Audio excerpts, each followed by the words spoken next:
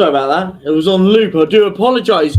Big up to everybody in the chat. Hope you're all doing well.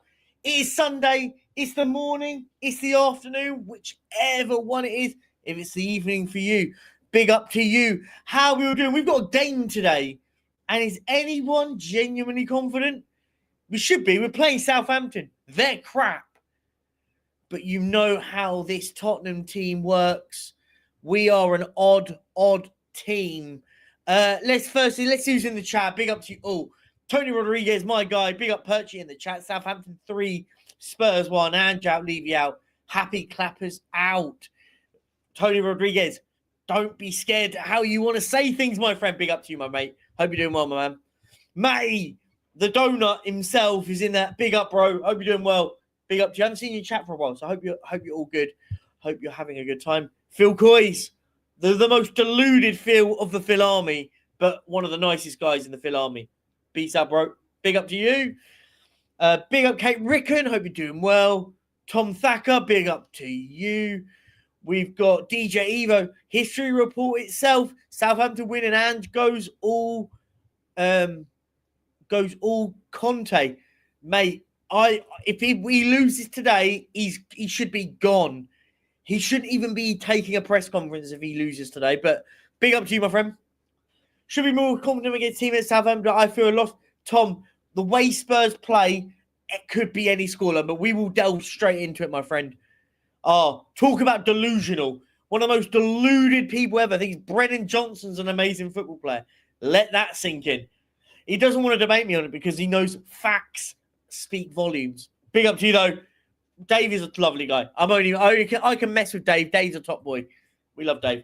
Big up Wayne. Hope you're doing well. Good morning. Good morning to you. Good morning, Bella. Hope you're well.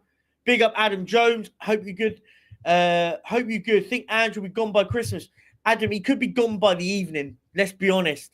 If all things the way that we play, he could be gone quickly. But I will delve into it. I'm not scared to share my feelings about this manager. I think he's awful. But big up to you, my friend. I think we lose. Big up John Fitzpatrick. Big up Phil P. He is the leader of the Phil Army.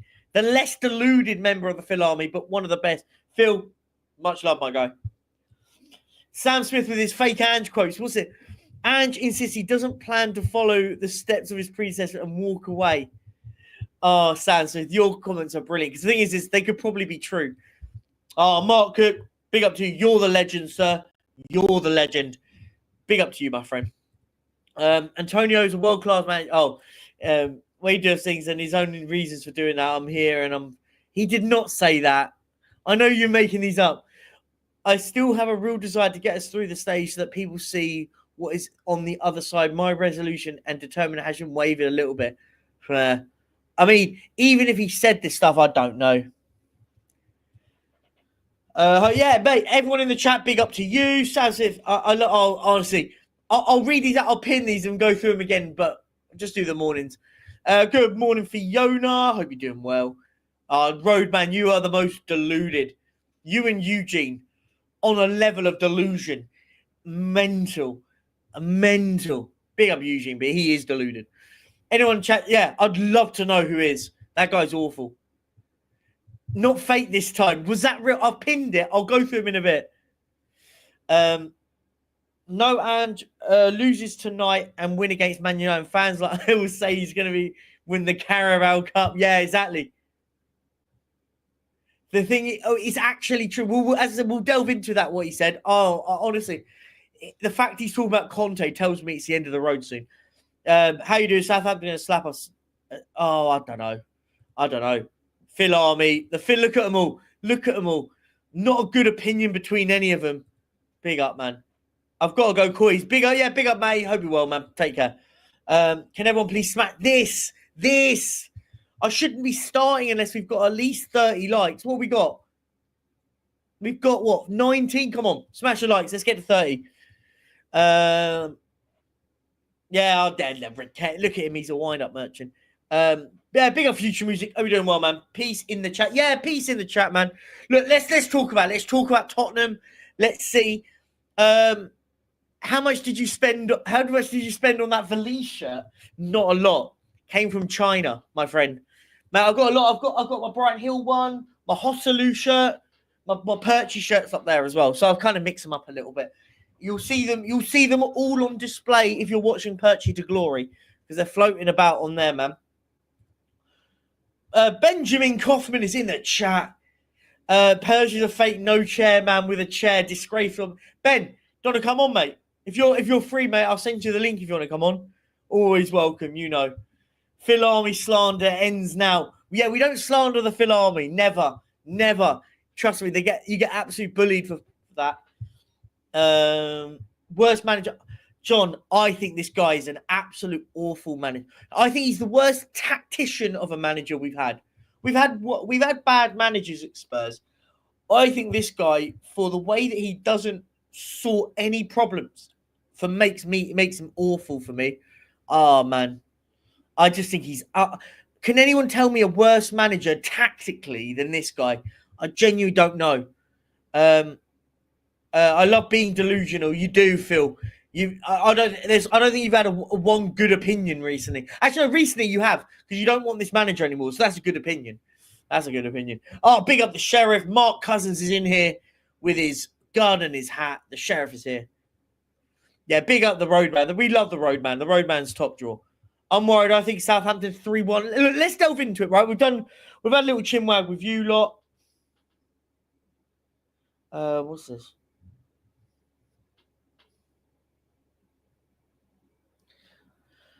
No problem. Sort that out. Yeah, look. Let's delve into it, right? Tottenham Hotspur are an absolute mess right now. And if we lose today, and Man United and West Ham get results, we could be 14th in the league, by the way. 14th. Let that sink in, right? Oh, wait, we don't need the headphones on because there's nobody here. So we don't need them on, and they make my ears really, let's be fair. We could be 14th in the league. Nobody in this world can tell me that we've got the 14th best team in the league. Look, I don't think we've got a great squad, and I will stand on it, and I don't care how many people I have to tell all the way, right? How many times I've got to say that this manager is absolutely crap, right? Crap. Yet gets lauded because all I hear is we've got bad crap players. We've not got worse squads than the likes of Nottingham Forest, the likes of Brighton, Bournemouth, all of these lot. We haven't got squads at that level, right? Yeah, look, we haven't got the Man City, Liverpool, Arsenal squads at the moment. The Chelsea's, right? We're better than half the teams above us. I think we've got a better squad than. I think we've got a squad on par with the likes of a Villa. I think we've got squads better than Brighton, Bournemouth, Brentford. Who else is above us? Newcastle. We've got a better squad than Newcastle right now. So this manager has to go. The question, I'll put this in the chat, right? And I'll get your opinions in the chat. If you were in charge, regardless of this result, do you keep... Ben, mate, this is the most exact... Oh, wait, not that one. This one. This. Everyone that told me in the summer that we've got a crap squad right now were telling me in the summer that we've got a team that can challenge this year. Challenge. And I was negative for saying we're nowhere near challenging. Do you know what's great? I love that we can delve back, right? We can delve back into history and see it. Go and watch comment sections and re-comment sections from videos in August. And a lot of the same people that are now calling people like me negative for wanting the manager gone and blaming the players were all telling me that these players were amazing in the summer and that this manager has been backed. Let that sink in. They were saying this manager was back. I was saying we had an awful window. I think we spent a lot of money, but we bought a lot of crap in the summer. And I stand by, and I will stand by that. Before I carry on, I just want to say, guys, we are 9 subscribers Or are we? Let me double check. We're 9 subscribers. We're now 7. 7 subscribers away from 2,600. If we can get 7 subscribers before the end of the show, that would be absolutely wicked. So we can get to... I want to see if we get 2,600 before the end of the day. And I might do a little bit of a reaction video later on if we... tonight after it. Here's the question I was going to say and put in the chat. Are we watching Spurs play or the darts play later? That's the question I want to ask everyone, because at the moment I'm debating to watch the opening of the World Darts Championships, but I will probably put Spurs on. I'd sack Ange even if we win. Adam, I would have sacked him ages ago. I think the form this guy's on is awful. Has Gary O'Neill been sacked? Is that true? Is that breaking news? Have we got Wolves breaking news? Hang on, let me double do some research. I mean, understandably, I get why. Have they They haven't sacked him yet, have they? Or is it breaking news? That can't be breaking news, is it? It is breaking news. Gary O'Neill's been sacked. Look, it makes sense. I get it why he's been sacked. I'm shocked by that. I mean, I guess I'm shocked by it in the sense of I don't think it is breaking news. Oh, Bricky, thanks, Roadman, for putting that in, man. For me, big up Ava, man. Big up to you, my friend. Yeah, look, I'm not shocked by the fact that he's been sacked. I get it. It makes sense. They were in an absolute mess at the moment. So I get it. For me, I would just sit back and think, oh, who would now go in at Wolves? And this is, by the way, this also ties into Tottenham, right? This also worms its way into Tottenham, because could Wolves snatch a manager that Spurs could potentially want? At the moment, we're on that level right now where they might go and get a manager that we want. Who do we think that? Because here's an example. Roadman, Dave, great point, right? Wolves need Graham Potter, but do Tottenham need Graham Potter? Just food for thought, right? Food for thought. If we sacked Ange, Graham Potter would be one of those managers on that list, right? So I think it's really relevant, right? And it shouldn't be. Yeah, Roger Schmidt or Graham Potter could go to Wolves. Terzic isn't got. I'd have a Terzic. Mark, I would have Gary O'Neill. I think Gary O'Neill's a much better manager than Ange Postecoglou.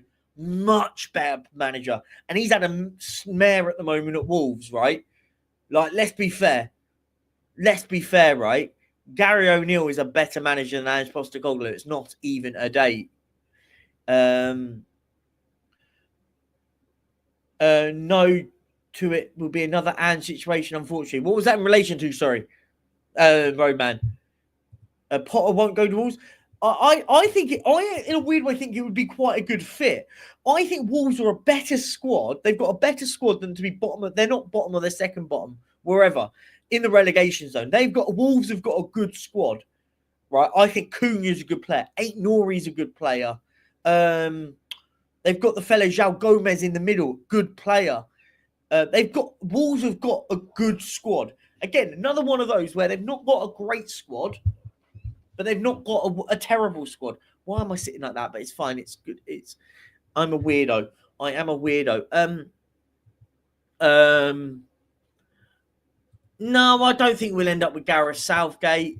The thing is you've got to. What people don't realise with Daniel Levy.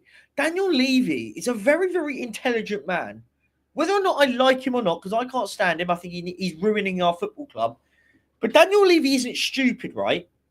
Look at what he did when he sacked a fan favourite like Pochettino. He sacked Pochettino and replaced him with one of the greatest managers to ever live in Jose Mourinho. Whether or not you like Jose at Spurs or not, he brought in a big boy to go pacify the fans. We'll go, well, I'm not happy that he sacked Pochettino, but he has brought in Jose Mourinho. Now, I think this is how it's going to play out. I'll tell you this. I don't think we're going to get Gareth Southgate. I think we will get somebody in that will allow us to build, right? And it will be that good mix of, he won't be the top manager, but he'll be someone that you go, I can get behind him. And what he won't do is he'll sack. I think he will sack Ange when they've got a deal for somebody ready to come in. So it will be overnight. It will be Ange Postecoglou has been relieved of his services at Tottenham, and then in the morning, similar to the Jose situation, in comes insert manager. That's how I see it. That is how I see what will happen. I can't see it going any other way. That's just my opinion. Let's rate a couple of players. I'd have any of them. I'd have Aït-Nouri. I think Aït-Nouri is better than Destiny Udogie. I think Aït-Nouri is a very, very good left back. I think Udogie's good, by the way. I like Udogie. But you get in an Aït-Nouri and you go, that's squad depth, right? That's depth. I like Aït-Nouri. I like João Gomez. Who's the other fella they've got? Who's the other fella they got centre half? I'm forgetting someone. No, he went. I was thinking Kilman, but he went West Ham. Who's the other? There's another. Who's the guy they got centre half right now? Totti's one of those. I wouldn't have him, but I think he's an all right defender. Really, Phil? He's better than Ange. I'm sorry. By the way, I'm saying it in the context of he's better than Ange. Most managers are. It isn't hard with this manager. This manager's crap, and I'll stand by it. What am I doing? 35 likes. Come on. We've got exactly half the likes for the people that are in here. Come on, 50 likes. 15 of you. Smash the like button. Come on. We should be getting to 100 easy. The level of quality is evening out over years. And I agree, Simply Ace. I agree. You're starting to see that the gap is closing quicker. You're not having those sort of really crap teams and really amazing teams. I get that. I see that. Perchy, and only has one way playing. Yeah, exact, mate. I know. And that's the difference, right? I think that's why I say he's an awful manager for me. Awful manager. And should we go, Mark? Well, here's the thing, right? If I was the chairman of Wolves, I am going nowhere near Ange Postecoglou because he would get them relegated. Let's be fair. Playing the way that Ange plays gets teams like Wolves relegated. We've got a better team than Wolves. That's the only reason we're where we are. Let's be honest with it. Let's be real with it. You can't play our tactics with lesser players because they will struggle with that system. We've got good players, they're struggling with it. I've heard, I'll say that again, that wasn't English. I heard from other Dortmund fans, he only stayed because your Champions League run, as in by Dortmund. Also, I loved your project with Shaheen, Piszczynko. Yeah, I'd take any of them at the moment. I'd take Potter, who plays 3-4-3, 3-5-2, 4-4-2, mate. That's what I want from a manager. When everyone, I have to have this debate with people all the time, and I don't know why I've got to. All I hear is, who would you have? Who would you have?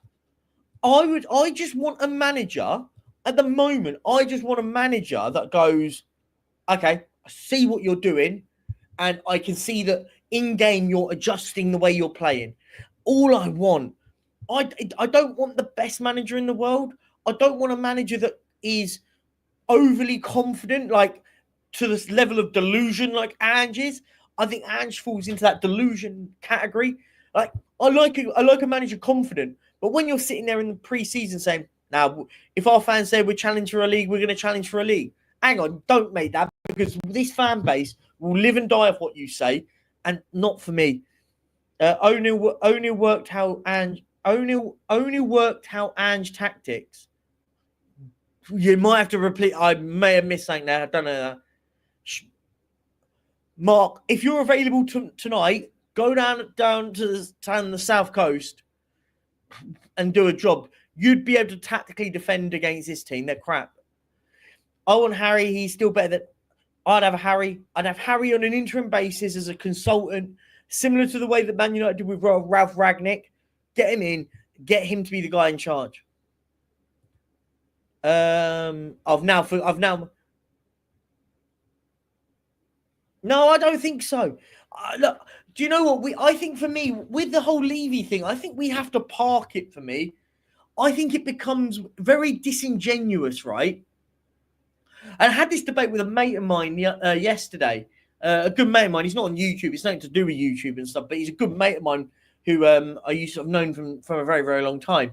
And we were having this conversation. He was going, well, no one can succeed under this ownership. Right, okay, I get that. But my point is what is success at Tottenham? What is considered successful at Tottenham? I think we miss this in the grand scheme of things. Will anything change? Well, yeah, it will.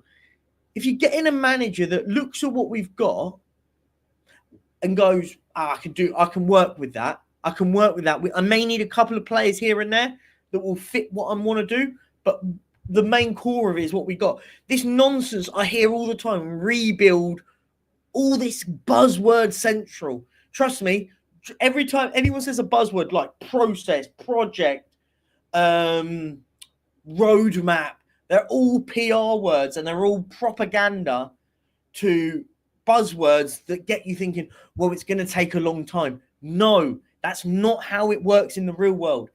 If I was a manager at a company, at a firm, and they got rid of me because I was underperforming, they don't sack my team and they don't ship out all of my team and then bring in somebody new and they go and build and get a new team. No, they take me out, put somebody new in and go, there's your tools, good luck, right? That's how it works. It's always how it's worked in the real world. This nonsense that, all of a sudden that we have to just rebuild and all this crap. It's nonsense. And people need to wake up from all that. Thomas Frank, for me, I'd have Thomas Frank. I think Thomas Frank is everything I'd love in a manager. And he is gettable. Whatever people say, you could go to Brentford and say, we want your manager. What's the price? Oh, it's going to cost you 10 million to get him out. Cool. We'll have Thomas Frank off of you. We'll want his assistant manager, X, Y, and Z. 100%. This nonsense you can't get anyone is true. Potter might go to West Ham. I think that's a shout. I think Graham Potter could go to West Ham. Lopetegui will get sacked on Monday when they lose or get battered to Bournemouth. Yeah, I think that's doable. What's crazy, right? Lopetegui could be getting sacked before Ange. Just saying. Yeah, I'd have Sherry. He'd have Mabbott as his assistant. He would, wouldn't he? Let's go. O'Neill on Monday Night Football had told everyone how to beat us. Yeah, the manager that's been sacked right now told the world how to beat Tottenham Hotspur. Now put that into context. Work that one out. Arteta out, Kroenke's out, sack them all. You don't want to Arteta. I think Arteta's on the I think Arteta's on the ropes this year. I think he has to win something. Otherwise, Arteta, do you know what makes me laugh, right? Mikel Arteta and Arsenal are proving everything that project, process, roadmap, phases is all bollocks. There I say it. Arsenal are proving it is pure and utter bollocks. Because Arne Slot has just gone to Liverpool and gone, tweak a little bit. There we go. We're top of the league. Bingo. Arteta is the exact... And I get why Arsenal fans don't want this guy and these buzzwords. It's nonsense for me. And I stand by it. No one can change my mind on it. God, I'm miles behind the chat. Miles behind the chat. But Arteta is and Arsenal are a living proof right this second that it is bollocks. For me, it is bollocks. They've won nothing. So why should we sit there going down an Arsenal route? Why would we want to do that?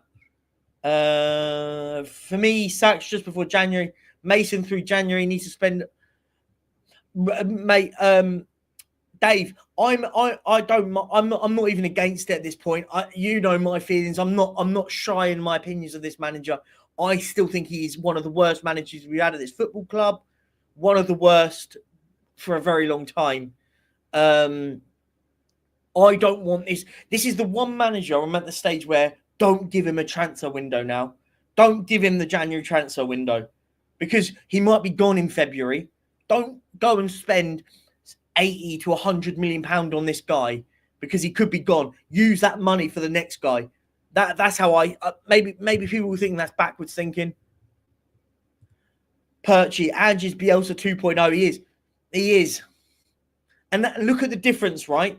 Look at what with Leeds, what Bielsa.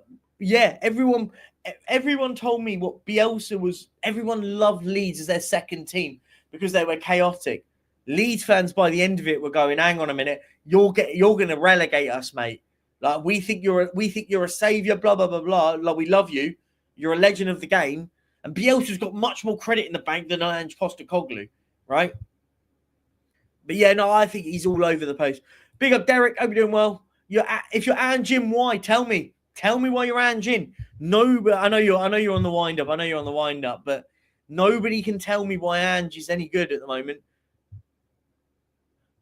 Is Jesus available? We could do with a miracle. It's his birth. It's his birth. Could we hire him on his birthday? That would be amazing.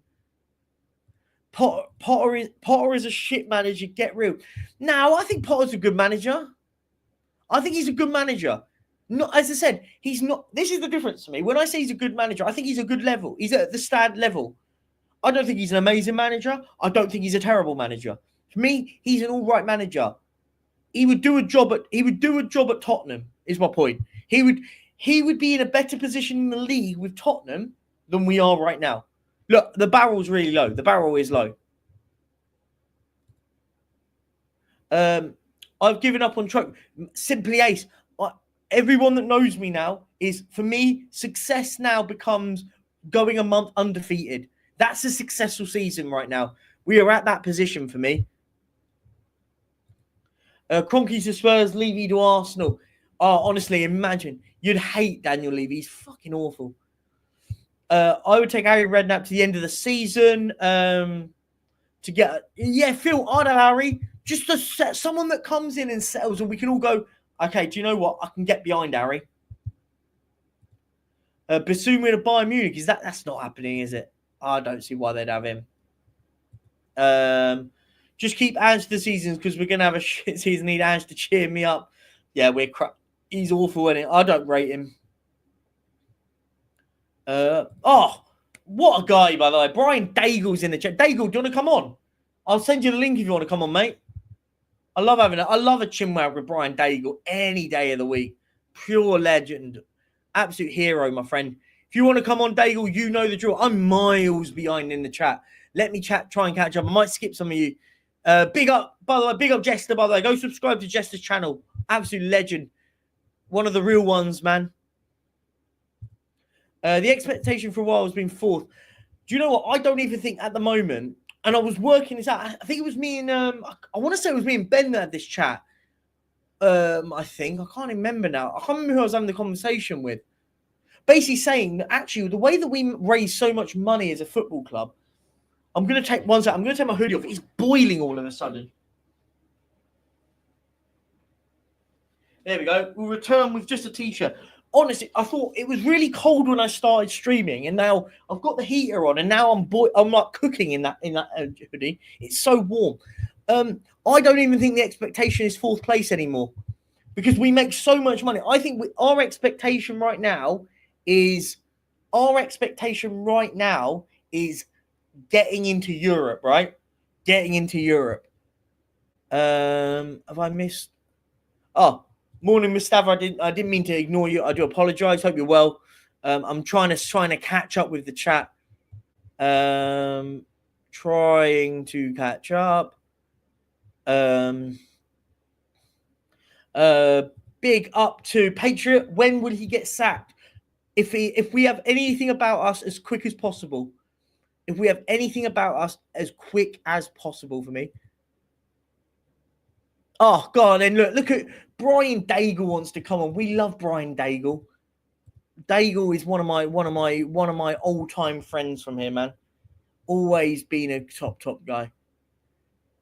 Right, I'll send you over to Daigle. Make yourself a coffee. Get yourself ready. And guys in the chat, we are 5 subscribers, just 5 away from 2.6k. Can we get 5 subs before the end of this stream?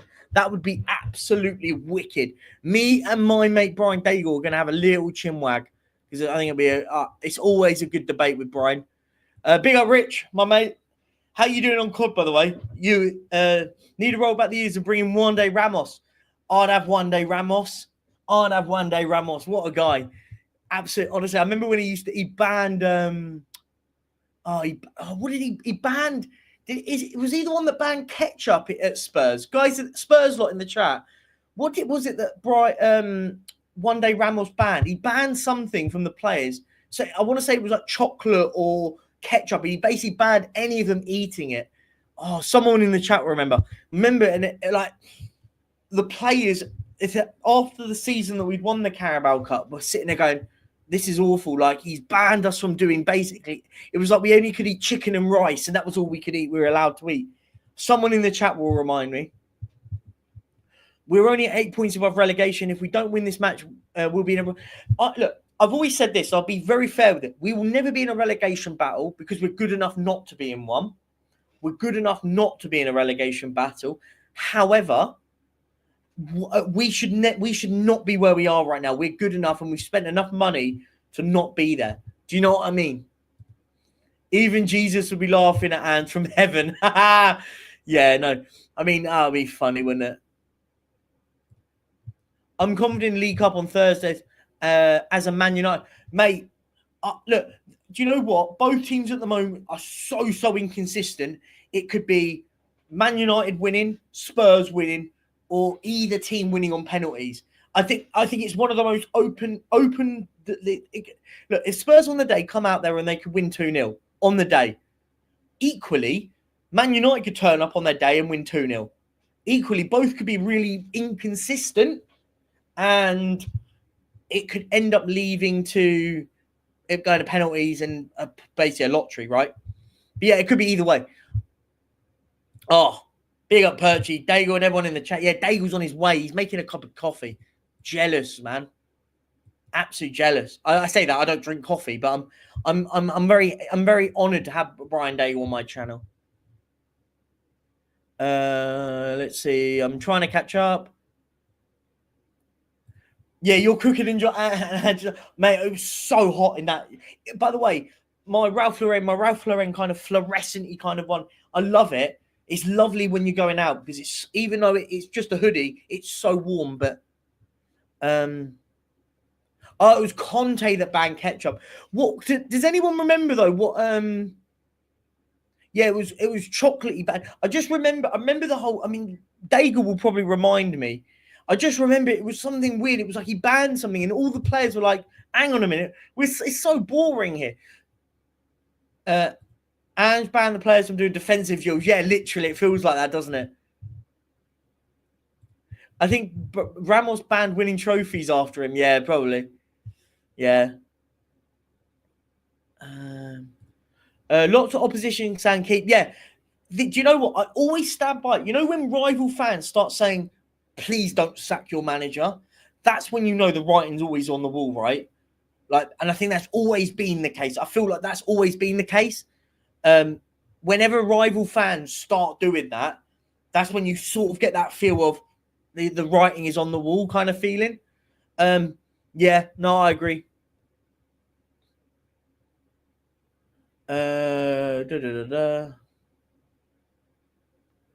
Big up International Observer. International Observer. Sounds like, I feel like that should be a newspaper name. It has International Observer. Feels like it's a newspaper company, mate. I love the name, but I do think it feels like you should be reporting as a reporter for the International Observer. It just has a weird ring. Big up to you, mate. You lot chatting with yourself, Perchy. I see a draw this evening. Look, I think we're winning. I'll be honest. I think we're going to win 4-2. Call me delusional all you like, right? Call me delusional. I think we're going to win 4-2. And I'll tell you why, and I'll express my feelings on it. And I'll get Daigle when he's on his way after he's made his lovely cup of coffee. I think both teams are going to be chaotic. We're going to concede goals. They're going to concede goals. I just think we've just got that better quality than they have, and we will score more. It is going to be the most who scores more goals wins feeling. There won't be any defending at all in it. It will be chaotic. All of our players will be in their half. All of their players will be in our half. Just mental. I think Levy has not pulled the trigger yet, as he doesn't want to give a massive bonus to the manager and players, always penny pinching. Not for me. I don't think it's that. I think the chairman Whether or not my feelings him, I think he's clever. Goes, I can't sack this guy without a replacement. I think that is the feeling. We sack managers all the time. I don't think that's different. For me, I stand by the feeling that it's this chairman doesn't want to sack him because he doesn't have a replacement. I think there'll be people behind the scenes trying to get signing the paperwork, get replacements done, and then they'll sack him and bring the next person in the next day. Just my opinion. He could get battered 4-0 and get booted out tonight. Or I don't know. We don't know, right? It could be anything. Was it? No, it wasn't. Gary O'Neill finally gone. Big up Wolfsam, man. Big up to you. Are you happy Gary O'Neill's gone? Are you happy? I'm assuming you are from that reaction. Big up Finn Rickwood. Hope you're doing well, my friend. Hope you're good. Wenger was the first to ban ketchup, but diet for athletes has changed. Yeah. No, I just remember. It was just because I remember with Ramos, he banned something and all the players lost their minds. Man United's history of being able to go through past high-pressure moments in games, unlike Spurs. Yeah, Philly, what I would argue on that, though, this is a totally different Man United from yesteryear when I was growing up. Whether or not Man United were on a bad run of form, if they were in a big game, you'd go, they'll beat us. It doesn't matter how good we'd be playing, how bad they'd be playing. You'd always think they'd beat us. But I do get your sentiment. I do get your sentiment. But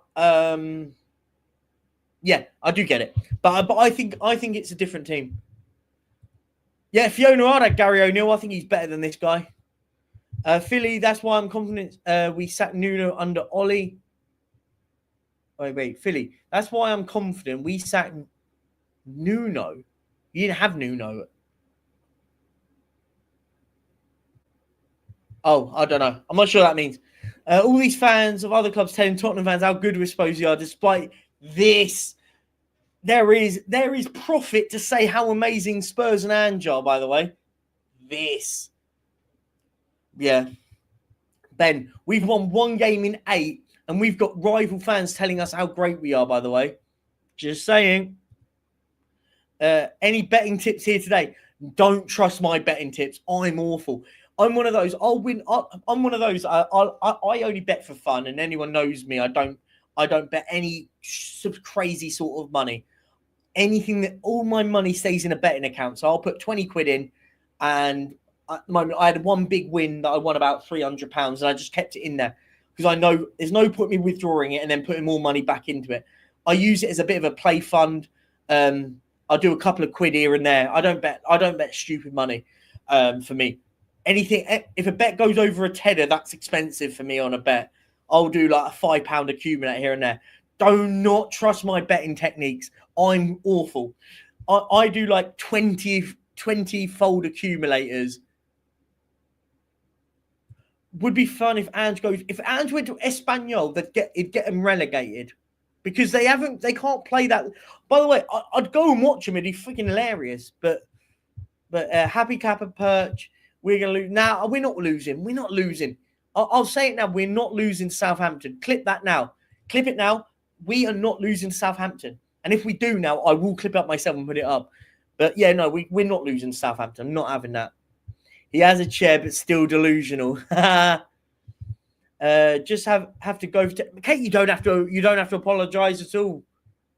Oh, Tyler Dibbling is a top player. Now, that's the sort of player, if you know when we go youth project and all that buzzword stuff, that's the sort of player you go and bring in, you play him on one wing, Mikey Moore on the other, and go, that's a proper youth project, right? Tyler Dibbling out on the right, Mikey Moore on the left. That is where you go. Do you know what? If you're going to go and play winged football, does that make sense? I don't know if that's the right way of saying it.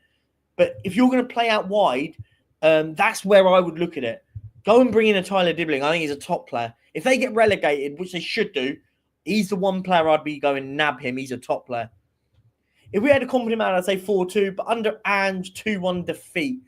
Look, simply as what I will say, it could go either way, right? I will sit right on the fence all the time with this crap because do I think we could beat Southampton? Yeah.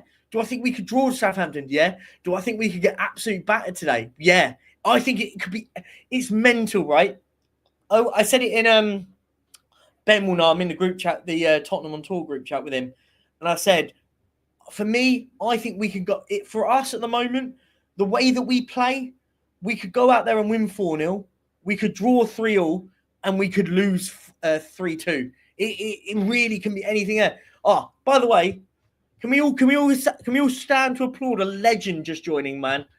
This legend is back. I put the headset on so I can actually hear him. Brian Daigle, my mate. How are you, mate? How you doing? I'm all right, Perchy. 6:45 in the morning. How are we doing? Man, that is the dedication for this channel, by the way. This man has got up to come onto my channel. We love it. Firstly, how is life? How is everything treating you? Firstly, you are back. TOT is back, baby. Tottenham Tour are back. They are back. It was the right time. Listen, my channel, or I say my channel, and I hate it when I say my channel, our channel, mine, yes. Cochrane's and the gangs, needed to have a hiatus and push the pause button for various reasons. Yep. And we were going to come back in the new year, but with everything that's going on with this football club and the pressure on the ownership being again risen to an uncomfortable level for him, there's no way Tottenham on Tour aren't coming to lend a fight. And there's no way Tottenham on Tour aren't coming to lend support and try and promote. There's no way Tottenham on Tour. And you know what, like Ben and I said on the video, we have missed seeing people who we spoke to every day in the community go to, when you see them every day and then you don't see them at all, apart from when you appear on streams. We're not going to be back as regular as we were to begin with. We just can't with work, but we are back and we're delighted to be back. No, listen, we need people, everyone. And what I'll always say, and you know I say this all the time, go and subscribe to everyone in the Spurs community. Whether or not I agree with them, disagree with them, I think we have to be in a position right now where we have to have polar opposite opinions and different opinions, because I always hear the term echo chamber that gets spouted all the time. Nah, go and interact with everyone. Don't, whether or not, as I said, there's people that I sit there and go, how can you watch him? I don't understand how you can watch people like that, like, because I don't agree with their opinion. But I always will say to people, you've got to go and subscribe to everyone. So listen, what people don't realize, Brian, and you will know this definitely. A lot of people that do watch our content, not just ours, but anyone that is on YouTube, I don't think people sometimes have this sort of naivety to think, oh, they just turn on a camera and then they sit and chat for a couple of hours. They don't realize what you do behind the scenes, sorting stuff out, organizing. Like it can feel like a full-time job at times. Oh, it's demanding. And it's very demanding. And also, there's also very little reward sometimes people don't get from it. I mean, people don't realize the money that we all spend doing it. And this isn't me sitting there preaching, by the way, but it is. No, but you know what I mean? I'm just sort of saying, I think, everyone has to support everyone, man. Back every Spurs YouTuber, whether you agree, disagree, like them, don't like, just even just hitting a like button on someone's show, it does the world of good. I think people don't realize how good the like button is. And talking of the like button, I'll segue quickly into that one. Have we got 50 likes?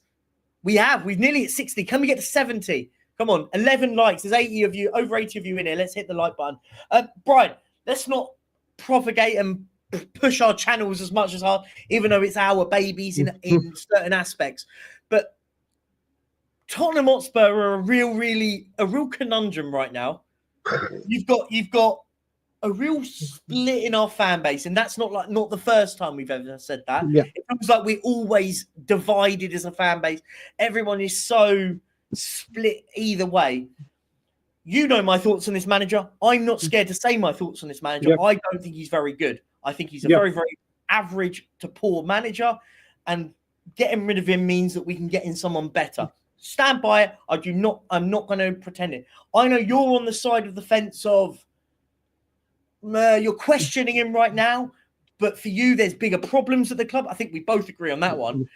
And that's where the source of the problem is. For me, I've always split both in one. I think Daniel Levy has built what he's built with this football club, and has done so in a way that has now allowed him to get away with it every single year.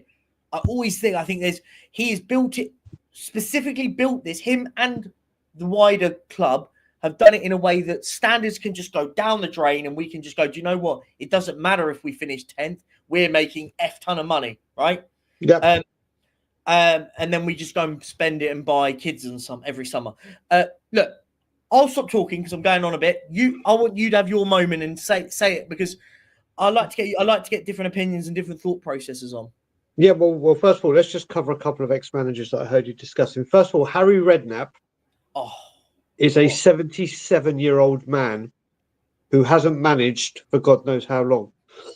As much as the idea and the romance of Harry Redknapp to people will sound lovely, it's not a reality.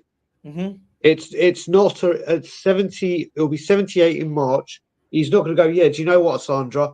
I'm loving the twilight of my life with you and everything I've done. And we know how close his relationship with his wife is. I'm going to chuck in. I'm going to chuck it in for 6 months. Mm-hmm. And remember, mate, he's had a heart operation and everything. He hasn't managed for years. The romance of it is lovely. The reality, and this is what we've got to deal with, the reality of it is, even if it did happen, it's not going to work. It just won't. His football stuff. Listen, football is that's him. One day Ramos was the SAS. He banned sauce and sugar. That was it. Yeah, thank you. I remember that. It was he came in. I remember he came in, and all the players that came out after and said he banned this, he banned that. He said if we turned up 30 seconds late, like we were banished to the reserve. May have made some over exaggerated on some parts, but I do remember it. Yeah, so that's that. Now let's get to Ange. Like I said, in the 45 years of being alive, I've been a Spurs fan. Obviously, not knowing it in my early age, but I started supporting Spurs and watching Spurs as a sign of the times, really. Sign of the times ahead when we lost to Coventry in the FA Cup. But like, welcome to Tottenham. This is what you got to deal with. In 1987. And ever since then, my first manager was Terry Venables. Obviously, I was still too young to go, oh, set the manager, he's bad. I think, but I've never once, and I mean once, with any manager, even goddamn Christian Gross, until right near, like, that was the one that was closest for me. I've become very vocal in the group as well recently, where I said, listen, I've taken my eyes off the ball. I personally, Brian Dale's taken my eyes off the ball, and during Ange's tenure, I've kind of gone down the road of trying to be more balanced with the owner, or not more balanced with the owner at all, more balanced in my discussions and talk. Yeah. No, I get that. So I can get onto shows like Chris Cowlin and have discussions on bigger channels, and always said, so when Levy Out comes back out again, it will do that. There'll be more people engaged and wanting to speak and talk because you conduct yourself better. Listen, I said at the beginning of this season, I don't give a shit about the league this year. I do not, because we've been so mismanaged again by this ownership and the manager not asking for better players, or maybe he was asking for better players but didn't get them. Who knows? But he has spent a lot of money. He's just been once again by this football club. Let's spend on quantity. Let's not spend on quality. Let's buy one first teamer and a load of youth. We're always chasing up for the youth. We're always playing catch up. But where I have stood recently is it's a results-based business. And right now, the results are shocking. There was another stat that came out that in 2020, in this calendar year, we have lost more games than Everton. Look at the mess Everton are in. Fourth in the tables of most losses in 24. Like, whatever we think of anything, that is unacceptable for a club of the size of Tottenham. Like, I agree. It is unacceptable. But like I said, for me, I'm still standing where I am, where I'm just on the side of Ange. But if he loses to United, and we go out of a cup, then I'll be having a very different conversation with myself and others, because I want the cups. I just listen, and the only reason, and as I've said, the only reason I'm doing this, and the only reason I've stuck like this, is I know exactly what's going to come if another manager. I know you disagree. This is where you and I disagree. Fine. And that's fine. Listen, people could disagree with me. It's fine. It makes fair debate. It's a good debate, right? Like I said, I am you and people got to remember, and it people probably get bored of me saying this. I've seen this for 17 years. Yep. 17. I'm almost coming out of my teenage years of being Levy out. That's. I mean, it's crazy when you put things like this. Back then, Brian was partying every weekend, and now I'm a year away from being able to legally drink in my Levy out age. That's how long it's been. So when I keep seeing things repeat for 17 years, I'm like, I said this then, and this isn't me going, "Ha ha, I told you so," because I don't do that nonsense. I don't want to do that to people. People have different times that have in life, in anything. Of course, where you're like, right, that's the moment where no more. That's the moment I want no more. And I just know whoever comes in before that contract the ink has signed on that contract, the manager is screwed. And the next manager, and the next manager, and I results at the moment, as much as I want Spurs to succeed and climb up the Premier League table, couldn't care. Yeah.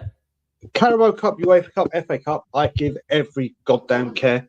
But I just, until they're gone, we're going to be in this it'll be, you've seen all those charts where it says sack manager, new manager bounce, manager gets screwed, tension, manager gets sacked, we go again. I can't deal with it anymore. I can't, not saying that that's the reason that, oh my God, we should keep him the whole time, because it is results-based business. But I just can't do this again. I think. Do you know what it is, Brian? Look, you touch on a good point. I think the way me and you disagree, you'll probably kind of agree on what I'm about to say here, though, and it's kind of the relative on where I sit with this manager and stuff.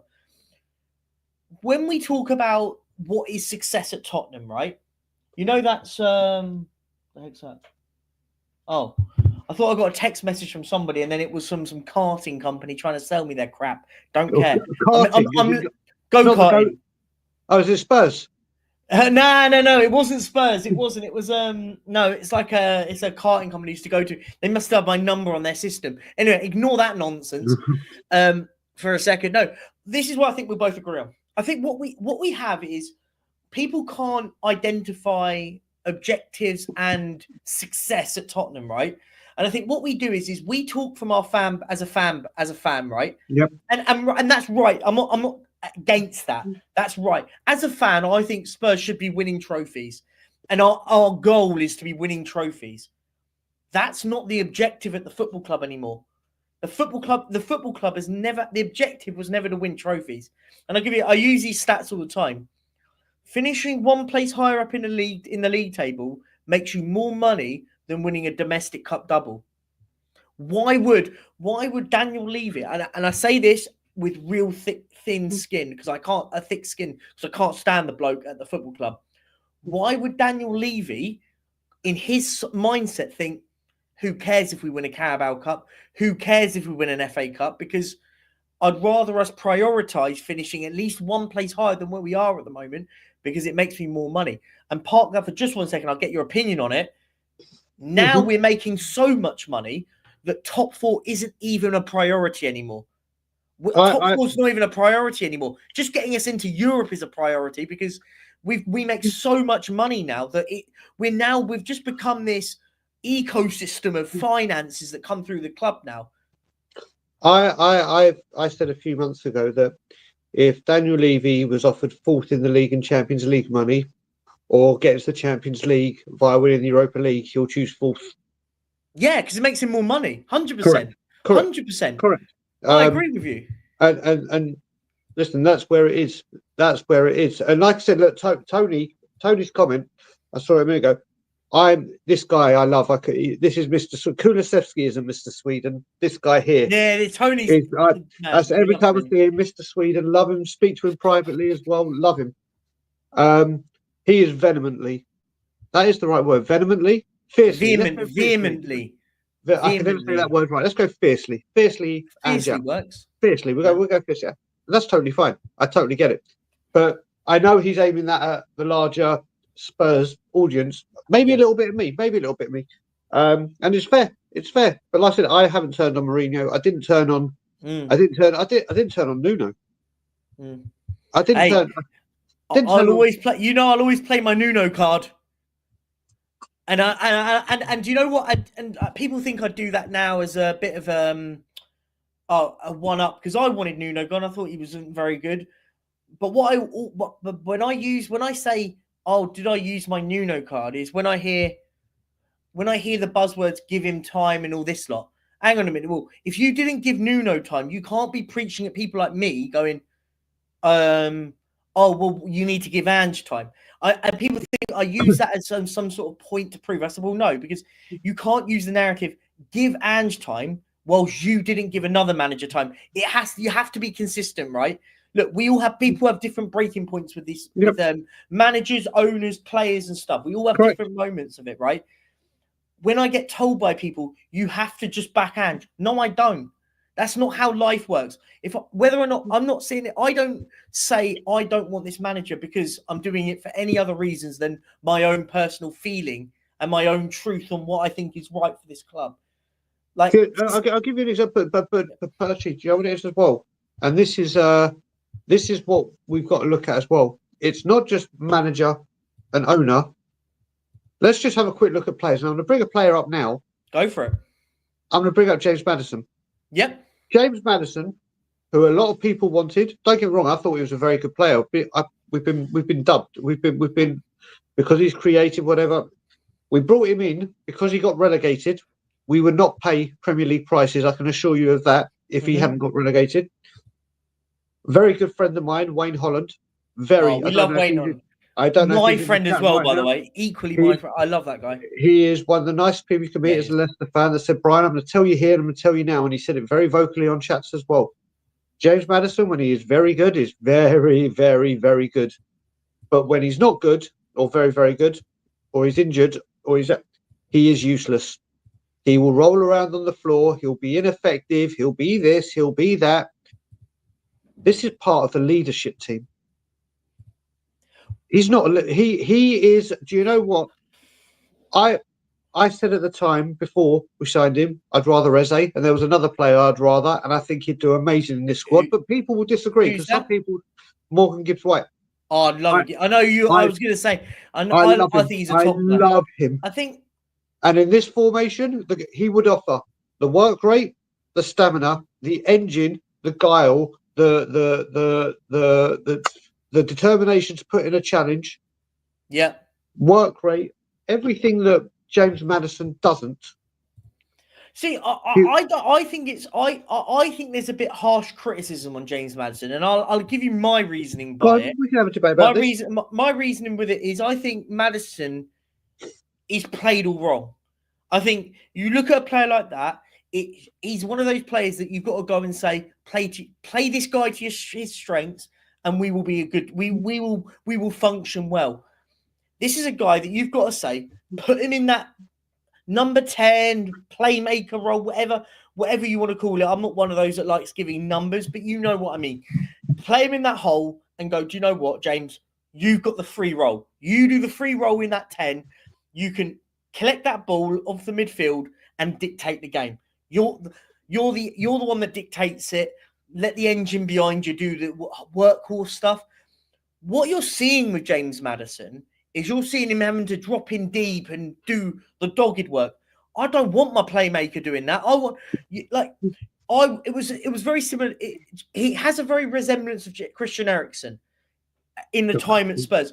When Eriksen was at Spurs, you never saw him digging in. He was one. He'd collect that ball and go, he's the man. Let him create what's going in forward. He allowed. We built a squad that had the Dembélés and the Wanyamas behind him that do the dogged work. They'll do your hard work. Christian, you go and control it. We're asking Maddison to drop deeper and deeper into as an 8. I don't think he works there. And we see him playing deeper and deeper, and I go, we're not getting the best out of this guy. Look, what you're saying, I'm not disagreeing, by the way. He doesn't deserve to not be criticised because some of his performances have been awful. I think the problem is tactically over personnel when it comes to him. That's just my opinion on it. Yeah, but Percy, well, you've got to look at this as well. When you're part of the leadership team and you cross that white line and you're meant to be a senior figure, when you're on that pitch, the least you should do is put in a shift. Okay, not go missing, not go hiding, not go... Listen, could you not argue that with the other two, though, as well? Mate, I don't get me started on Yeah. mate, there's 6 or 7 of them, but I'm saying No, I know. when you buy James Maddison, you're buying a creator. And I'm not happy for the first 10 games, like we talked about Ange, he was outstanding. He was outstanding. But ever since he's come back from his injury, and he has played in his preferred position since his injury, nothing. Nothing. A free kick against West Ham this season, the couple of goals against Man City on his birthday. Since that Man City game, he's been absolutely woeful, as has a lot of the team. But this is the thing, again, we got him, and this is what I'm getting at. We got him because he was 40 million because he was Championship. Oh, no, I agree. If he'd been Premiership, we weren't paying the money. And that is right. There's a player that's gone cheap. Let's remember, he got Leicester fans will tell you the same as what I'm saying. Like I said, Wayne Holland. We bought him. Leicester got relegated. Yes, the rest of the team around him weren't good enough because obviously they got relegated. But Leicester fans weren't that disappointed when they lost him. No, I know. Wayne told me all about his exactly, and then you come into it now, and let's just say when people are saying, like personally, I don't want to see him in the midfield today. I do not want to see him in the midfield at Southampton because I know Southampton will fight, and he'll be rolling around like a crybaby bitch. Who would you play instead of him, though? We've got no midfielders. Bergvall, Sarr, Kulusevski. Bergvall, I'm not amazed by this guy. I'll give him a chance. I mean, look, could you play him against Southampton? Yeah, look, I'll be for no disrespect to Bergvall, that should be his standard right now. No disrespect to him. I haven't seen anything from Lucas Bergvall where I go, you're going to become the next best thing. He's one of those players. He falls in the Archie Gray bracket again with me. I thought it was a player that we've got into quickly. Look, and this is the thing, right? I have no issues in the whole signing Bergvalls and Archie Grays. That's what I think a club should be doing. We should be looking at 16 to 18-year-olds and we go, we need players for our future. We want to bring you in. But the problem what we don't do, you have to balance that with senior pros, and we don't do that. So now what we're doing, we're expecting the likes of Bergvall and Gray. Now at this moment, we'll use this moment right now because no Basuma, no Bentancur in midfield. We're missing two of our key midfielders that we're missing. Now, who plays in midfield? For me, and I'll slightly divert, but I'll come back. I'll take a side road to come back on. If Archie Gray doesn't start in midfield today, which he won't. But no, I don't think he will. Does that would for me solidify that this manager doesn't rate this guy in midfield for whatever reason? Mate, you have to play him in defence unless he plays Alfie Dorrington and chucks Alfie Dorrington in. Why wouldn't you play? Do you know what? We'll go down a Daigle side road and we'll talk about that quickly. If I was Alfie Dorrington right now, how much you must think like he gets to given opportunities to come along with the first team, played a bit of pre-season. How much you feel being him going? I look at Liverpool dropping Quansah into centre half when they need a centre half in. We see Newcastle dropping Lewis Miley when they've got a midfield crisis. I could list a few more on. What must this kid feel like going, hang on a minute, the lad that they signed for midfield is now playing in my position when we've got these players out unavailable. I don't even get a look in. Like, for me, I think Dorrington's an all right centre half. I don't think he's amazing, but how are we ever going to start promoting the youth? We use that a little bit of a buzz term. If we don't even give him an opportunity, look, I would rather see the likes of a Dorrington play at centre half going, do you know what? At least I can see that there is steps and progression. So I would play Gray in midfield, go, do you know what? I want to see what you can do in midfield today. But we're equally now at a position where this manager is put himself into a position where he can't even take risks anymore. He can't even take a risk and put Dorrington in. Because if we do lose, he could be out of a job. Well, it's not even that. But what I will say with Alfie Dorrington, I know this firsthand. Well, when he's come back from his injury, like Harry Winks did at Burnley, he hasn't come back at the level he was when he was injured. Before his injury, he was at a much higher level. And it's do me a favour. I've seen him in here. I know it is. Can you ban Ricky Osvaldo? He is the biggest troll Yep. that Done. just comes in and he's an absolute Mate, idiot. You're out of it. That's the end of that conversation, because I won't bring up trolls. But if you see Ricky Osvaldo, 72, 73, 74, 75, he is an 72. absolute, He has 72 accounts. yeah, Gosh, your literally, dedication. it'll be another one. I know exactly who it is as well, so I'll deal with that personally afterwards. But yeah, so as we were saying, Alfie Dorrington hasn't come back to the level or standard that he should be. And you're right, listen, but what you've got to remember now, and this goes back to when we say this, this isn't a Ange Postecoglou problem. This is a Tottenham Hotspur problem. I agree. We don't promote youth. We don't give them the chance, unless you like a Ledley King, a Harry Kane, a Harry Winks, and Ollie Skip. They don't get nurtured in. They don't get brought in. And then what happened as well, Joe, just come back into moving into midfield. Right now, we know we've got injuries out defensively for the whole season, or not whole season, sorry, the whole Christmas period. The most important thing he's got to do is get a partnership that you can trust and not changing it.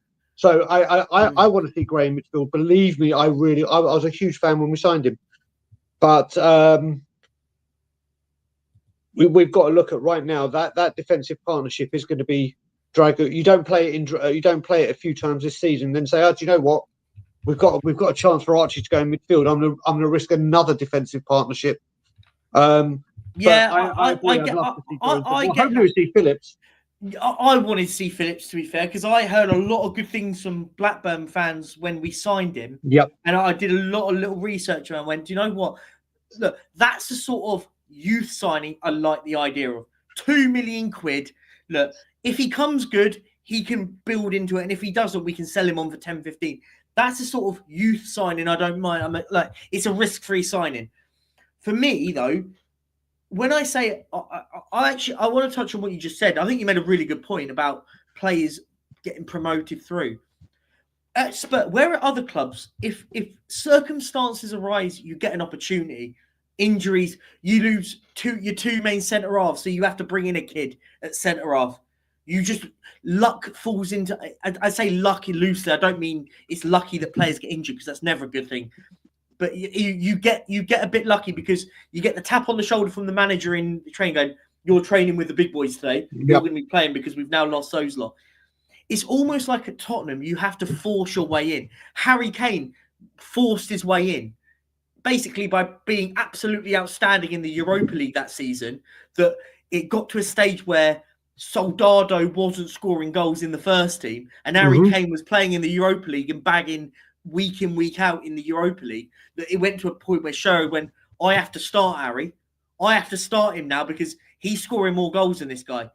And it's the same with Ledley King, had to force his way through. You could argue the only real manager in the sort of modern era, again, it's another buzzword I don't use all the time, but the only one in the real modern era that really gave him an opportunity was Pochettino. Yeah. Because Pochettino went, don't want you, don't want you, don't want you. Mason, Winks, Bentaleb, he brought through. I want to say there was one more, but you got the picture. He went, boom, boom, boom. You're coming from the academy and you're going to be in my main team now. And you're starting week in, week out. I'll give you another example. Yeah, go for it. With Spurs, George Graham, who won a trophy at this club, gave Ledley King his debut. Defensive manager, started in midfield but saw talent in him. Jose Mourinho, out of the blue, put in Japhet Tanganga. He saw, and don't get me wrong, I think Japhet was a good, not very good, but good. But yeah, that very good game against Man City. But if we'd had the right defensive and he didn't get hampered by injuries, he could have been something. But he took a nosedive in form. It was the defensive managers. We've got, as we know, a very gung-ho attack. Yeah. Do you really want to give Alfie Dorrington an 18-year-old kid and go, right, there you go, you are going to get bombarded? Listen, he could turn out and have a blinder. We don't do this as a football club. If you look at it, how many times and how many managers have we also talked about substitutions being made at the wrong time and being reactive rather than proactive? We've done this for a long time as a football club. It doesn't matter. It really doesn't matter. We make the same mistakes over and over again. Brian, I agree with the preconception on what you're saying. I actually get that. For me, though, I always stand, but I'll still just when situations arise, it's always the whole thing, right? Square pegs, round holes. That should be our new motto. It is. It should be on. It should be sticking in the banner in the stand. Yeah. Square pegs, round hole. Tottenham Hotspur. Like that is how we operate, right? For me, an opportunity has arisen. But based on us, I say us as the football club, I use that as the us as a football club, where we didn't sign another centre half in the summer, which we should have done. A situation has arisen where now Alfie Dorrington is now the next centre back, and here might say the next centre back in line to play. You've got no Romero. I'll put them in order: Van der Ven, Romero out, Dragoshin next in line. He goes in. No Davis. Phillips is on loan. Dorrington. Yep. I took Gray out because I don't think he's a centre back. I don't think he's good enough to play centre back. Yep. For me, the order of merit, I always feel like that's how it should be. The next one in line should be Alfie Dorrington. And whether or not I think, look, I get your point about he could get swallowed up. Yeah. We never get to see players do that. Like, look, Correct. It could go both of one or two ways, right? He could sink, or he could also rise to the top and go, do you know what? We've got a good kid here. He is dependable that when we need him. How do we ever find that out on these players? Because we never give them that chance. I use Lucas Bergwijn. I said I'm not massive, but I could equally, I'll flip it and say, well, he gets 5 minutes when we're getting battered in a game where you've got to go and ask him to go and try and win a game of football. That isn't development for these young players. Like, we don't give them an opportunity. If he's not going to start week in, week out, send him on loan to Wolverhampton. I use them because they're down the bottom. Send him to Wolves to learn the Premier League. Send him to Southampton. Doesn't matter what club it is, right? I just feel like we don't really promote anything at this club youth-wise. We go, do you know what? We're going to give you an opportunity. We're doing so badly in the league. I don't actually mind giving Alfie Dorrington a go at the moment, because at least if he makes a mistake, I can go, okay, well, he's a kid. It's his first start. I'll give him the benefit of the doubt. Instead of seeing the same players just making the same mistakes. Percy, you're completely right. If someone said to me now we have to play some of the youngsters, would you rather see them in the league or the cup? I'm saying the league every single time, because I just don't care. But you look at this as well. I'll show how it goes back. Even under Conte and Jose, when they started to play Dane Scarlett, who obviously is out on loan at Oxford, and I still think I still do, but he just needs regular moments to give. When we played him up front, you'd be like, right, put Son and Kane with him, so he's got quality around him. Put him in a game with Kulusevski. Put him in a game with.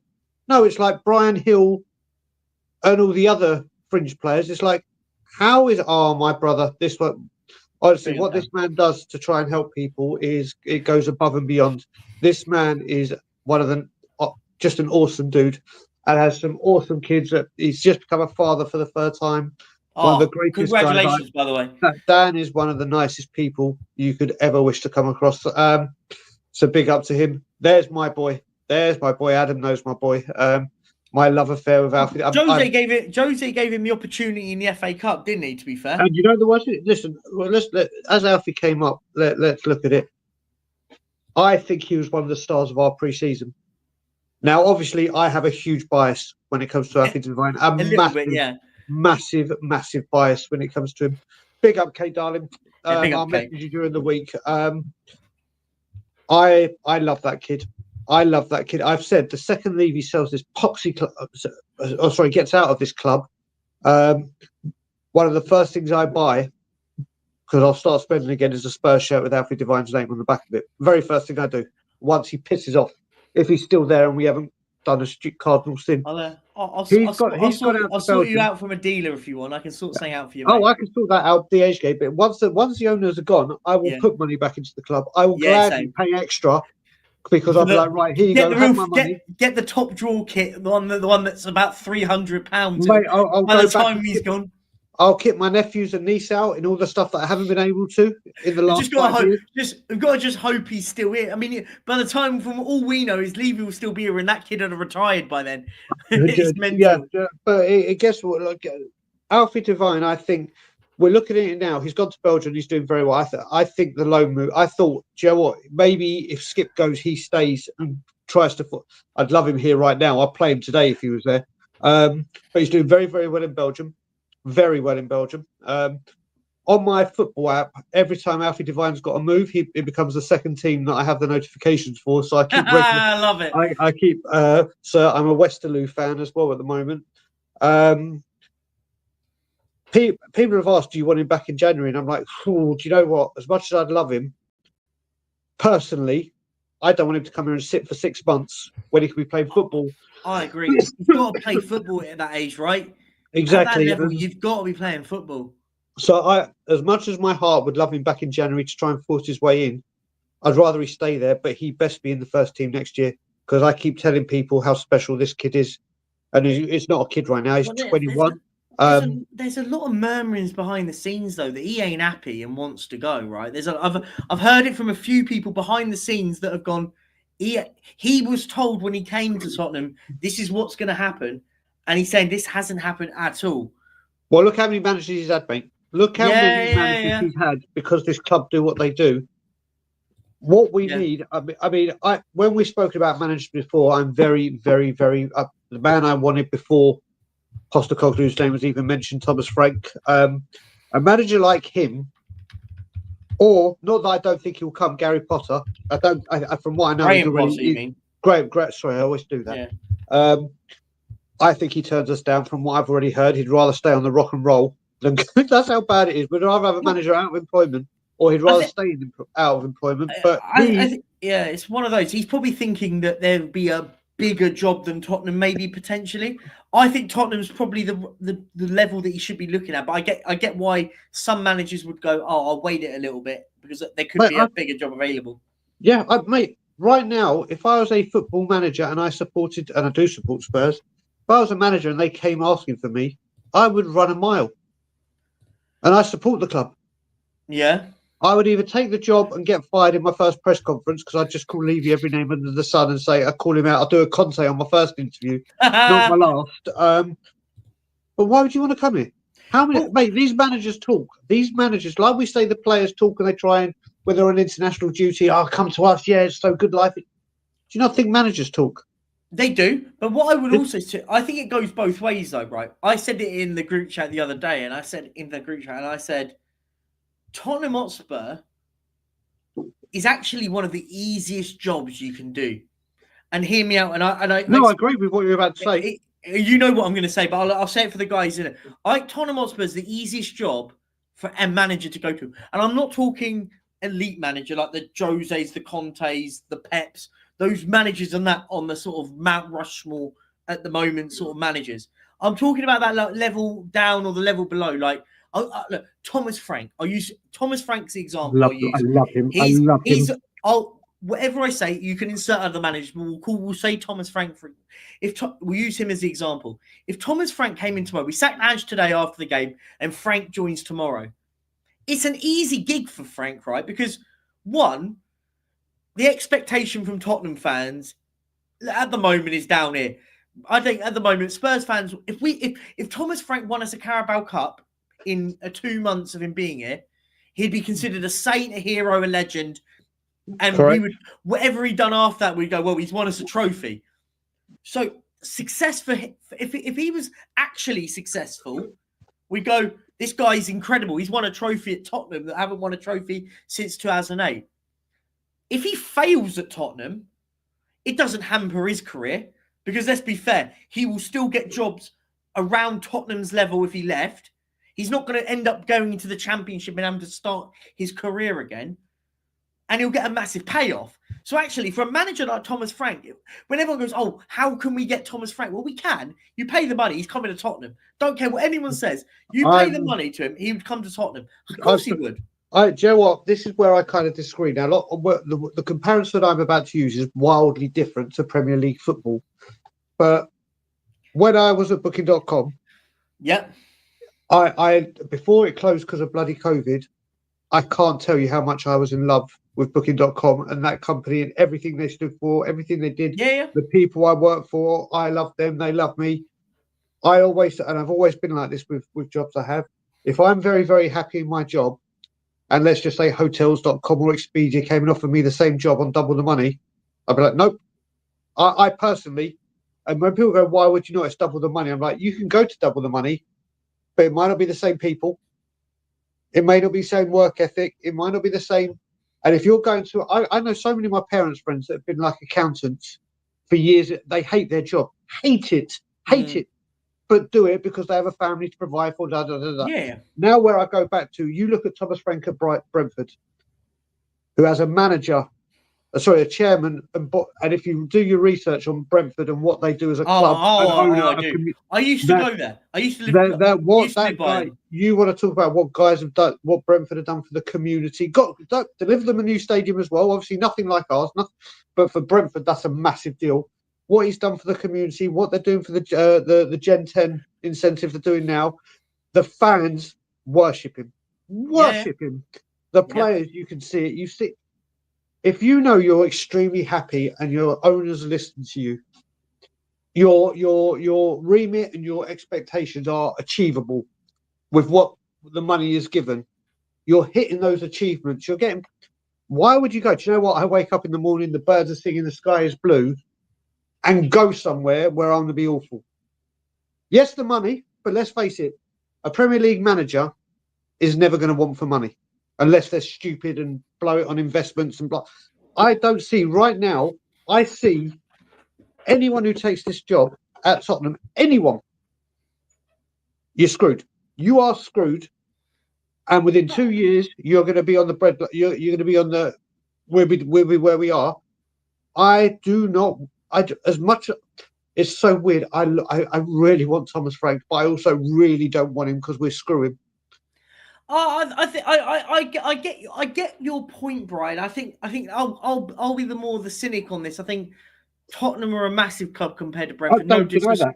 No, I know you're not. And I'm not being in a disrespectful way. I'm just there's a I always call it the food chain of football. Tottenham are bigger than Brentford, whether I like it. Mate, Graham Potter's heard us down at Brighton. Yeah, I know, but you could argue that he was in the end looking higher than Tottenham. You know, by the way, I'm not sitting there suggesting that he says yes or no to us regardless. But what I would say though, and I want to just sort of touch on Brentford because I've got some good personal experience of it. Like I used to live down the road. Well, I say down the road. My new CEO is Brentford. My new job, the vice president of my department, is a Brentford fan.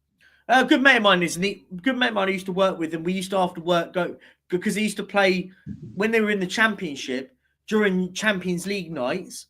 They used to play midweek because that's when the Championship plays. Yeah. So after work, he'd be like, he's got season ticket. He said him and his mate, who he goes with, they bought a season ticket and left a space in the middle.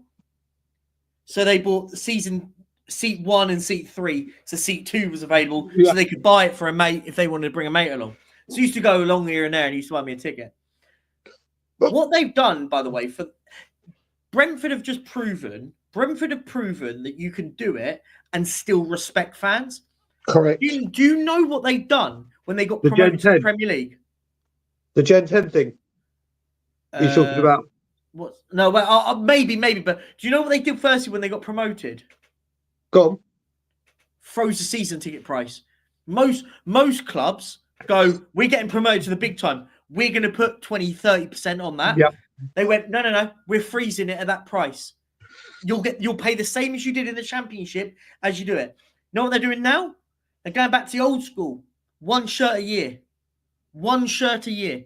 So they replace 1 shirt every year. So home away. That was old school. That is old school. But you think about it now. When you're Spurs every year bring out 3 kits. Every year they bring out 3 kits. Now that is when you've got a family. That is expensive. You got kids. They go, I want the new kit every year. And because they see brand new kits every year, they get one. Now, at least you look at it now and you go, kit. Even back then when they were doing the one every year, new kit, 1 kit every year, kits weren't £120. Kits were 30, 40 quid when I was growing up. I mean, they would have been cheaper when maybe you were growing up. But when I was growing up, it was 30 quid and you'd get my nan used to. Big up my nan, by the way. Love my nan. But she used to every year take me to Sports Direct or Sport and Soccer when it was back then. And she'd go, which kit do you want this year? Because my birthday fell on August. That was when the new kits got launched. And I'd always get one kit every year. And I'd go, is it home, away, whatever. And I'd pick it. And I've got them all, by the way. I keep every single football kit I've ever owned in. It's in a box that I'm sorting out because I'm trying to frame them all. Side note.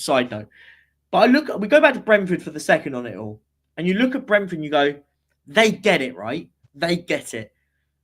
They stay in the Premier. So there's no, when I hear all this nonsense about, oh, we have to spend loads and loads of money at Spurs. No, we don't.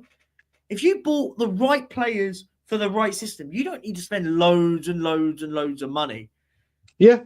Well, I'm now just quickly that Gen 10 that I was talking about. Brentford came out earlier this month and said for all junior fans that are Brentford fans coming to watch Brentford home or away junior fans, the tickets at Brentford for junior fans for the rest of the season is £10. Yep. £10 for away fans, for home fans that are of junior age. What's a brilliant incentive which guarantees all these youngsters growing up now, oh, do you know what? I can go watch Brentford for £10. Yep. I could. They and you look and they say, oh, you need Premier League money to come in and spend money and do this and do. Brentford are an unbelievably well run. Unbelievable.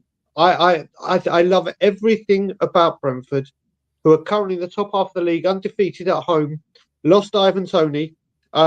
They lose a best player every year, Brentford right? do to their fans, and then I'm going to show. Do you know what Spurs did? Spurs social media should hang themselves in shame. I mean, they normally do stupid things. Oh, don't. Do you know what I blocked him now. Well, you would have seen the YouTube short I shared in the group yesterday. How insensitive that they showed yesterday on the eve of playing Southampton, why Spurs sit 12th, and they decide to show you a short in the build-up to Southampton to let us know that Harry Kane made his 100th appearance in St Mary's and scored. I'm like, what are you doing? The club is literally at fever pitch. The fans are ready to, like, civil war is about to go on, but thankfully our numbers are growing. And you want to drop a Harry Kane double and say, well done, on this day, Harry Kane made his 100th Premier League appearance. Oh, why don't you show the last time we played Southampton when Antonio Conte had something to say? Oh, don't. This is the thing, though. Like, and the propaganda from our football club, by the way, and it is propaganda. No one can tell me differently. Every year we say on this day when we beat Ajax. Why does that come out every year? Basically, so every year that has to be shown because that is the closest to success as a football club. I mean, since 2008, we can talk about. I mean, on this day when we won a semi-final in that fashion, yeah, it was amazing. I don't forget, got to the final with Pochettino and lost to Chelsea, but that's it. But my point is I'm saying like the highest level of success that we can talk about since 2008 because and we bring it up every single year, and I'm sick and tired of Ajax and talking about Ajax because I sit back and I go, it just sums us up as a football club. Like that's the sort of thing I would like. Fulham don't do it, by the way. Fulham don't talk about getting to the Europa League final. I don't see their social media every year going, on this day, Fulham played Atletico Madrid in the Europa League final. They don't, but it's because we have to portray ourselves as a big club. We're a big club, but we pretend to be a big club. So we pretend by showing off. We're like that guy that gets a load of loans out and buys a load of expensive gear, and he thinks he's the dog's bollocks and goes out. But actually, really, he's not minted. He's not because he doesn't. But that's what we're like. We pretend to be a big club, but then don't act like a big club. We get the big fancy stadium, but then don't go and say, do you know what? Now we've got the big fancy stadium. Let's go and get one or two top players.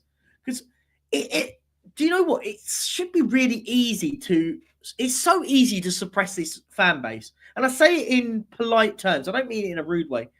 But if in the summer we went and got Eze. I'll use Eze and Burmo. Put the two sort of players you wanted in, right? I'll use Eze and Burmo. We're not going to sign the likes of Archie Gray and all this lot. Like, it could be any position. I'm just using those two because they're the two that hit my mind. We're going to buy Eze. We're buying in Burmo. We're going to spend £120 million on them two. And they're going to go straight into our team. And we're going to go, okay, now we're starting to go, okay, now I'm excited. Yep. Now that gets me excited for the season. Yep. We never seem to do that. And when we do sign a big player, it seems to take a month, 3 months to get done. Like our first signing, and I said it at the time, and back in May, it was the end of May, beginning of June, when we announced that Timo Werner was staying for another year.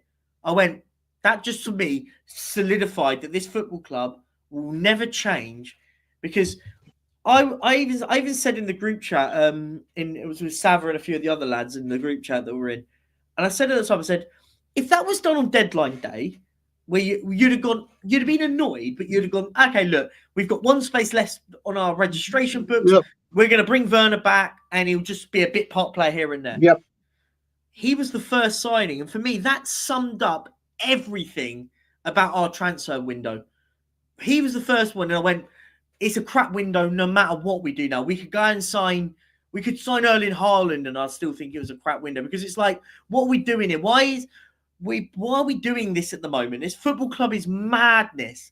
Yep. Like, and as I said, it is actually really easy to get good things out of it. But then I also flip back on it. Does it really matter? Because, and I don't mean you in this, by the way. Don't not take this personally, because it's not you, because it really isn't. The bulk of our fan base may be screaming Levy out now. If we go and win 5 games on the bounce, are they going to say it? 5, mate. If we win today and go against Manchester United, we're in the semi-final. The roads are turning. Things are changing. But you get my point. Like, I feel like at the moment we've got a lot. At the moment, it's now. I think Ben put it in the group chat the other day. It's fashionable to say Levy out now. It won't be if we win 3 games in a row. That's the problem, right? It always is. But what I will say with it, bringing it to this conversation, is we'll go for it. We got half an hour, so we'll go for it. Is this time is obviously the big accounts that have been trying to work with the club have come out and said that, listen, this is unacceptable. You've got certain channels. Listen, my channel, Tottenham Away, other massively pro Levy out channels have always spoken about it, but there's people that wouldn't have the conversation or very, very lightly discuss it. They go, moving on. They're having it. There's that massive protest at Liverpool. And I say massive. There are people putting their weight behind it. There are people reaching out to Jay to try and find out details so they can promote, support, be there. There's 2 things that's going to ruin this, or 3 things. 1, if we get 2 results, we'll see what happens if the fan base really do want change. If I hear from people, oh no, let's relax. We've won 2 on the bounce. Then I'm like, don't. Then it's like, okay, we'll know how you stand with this. And they're right. That's their right. But don't complain. Don't complain 3 games later when things are in the... Yeah, I agree. This is the flip flopping. If you haven't got a problem, if you've got a problem with it now, you need to have a problem with when we win loads of games. I mean, it has to be fair. I agree. Yeah. The second thing is the weather. Because this is the Sunday before Christmas. When we did ours, Perchy, and I saw you at them, we were doing it at 3 o'clock we did it for the whole season, but obviously when the weather starts getting better in April, May, and there's sunshine and whatever, more people are inclined to stand outside in the sunlight. This is going to be like in the dark on a Sunday, everyone wrapped up. It's weather. They decide. And then the Levy Out movement needs to be sponsored by Dave's Gazebos. We need to get a gazebo company financing it. Get Dave's Gazebo sponsors the Levy Out movement. There must be someone in the Spurs community that doesn't like Daniel Levy that owns a gazebo company. If you are that person and you are one of the 103 watching it, please get in contact with either me or Brian, because we would love you to be sponsoring part of the Levy Out movement. The great one of the big ones we had was the Manchester United 2-2 directly after the Newcastle 6-1. Yeah. And that whole time, we had never, ever, ever done a midweek game. Ever. because obviously everyone's at work, everyone's got to get there, everyone's got to then put the banners up that you said, like the whole people getting and all the fans coming. But after 6-1, I was like, right, I've taken a half day off work. I'll set the banners up. I'll do this. Ryan Isaacs took it. Graham, a couple of others. We got there. It was pissing down. Absolutely pissing down. The game was at 7 or 7:45. We were there at 2:30 or 3 o'clock, setting the banners up, standing in the pissing rain for 4 hours. That's not me saying, oh, look how strong I am and look at. But I was prepared to do it. Yeah. I was prepared to do whatever it takes. I stood outside a training ground at 6 a.m. in January, freezing my heart. You know, I will. It's weather, and this isn't. It's weather fans on that Sunday before Christmas, and everyone's in the holiday spirit and finishing work. Do they want to, if they feel this way about the board, do they want to come out and stand outside for 10 minutes, 20 minutes, whatever, or the whole thing, or do they want to be in the pub or at the goal line bar, giving or all the other bars where you can hear songs being played on a guitar and dance around to the songs, giving him money. It's people's choice and preference. I agree. I just hope I'm going to do all I can this week to push that protest from Jay as far as I bloody well can, because all I will say, fans in your show, and there's 107 people here, I think, at the moment. There is 107 people here. There you go. What I will say is, if you are a match day going fan and you will be at the ground and you do feel inclined to protest against the board, or you do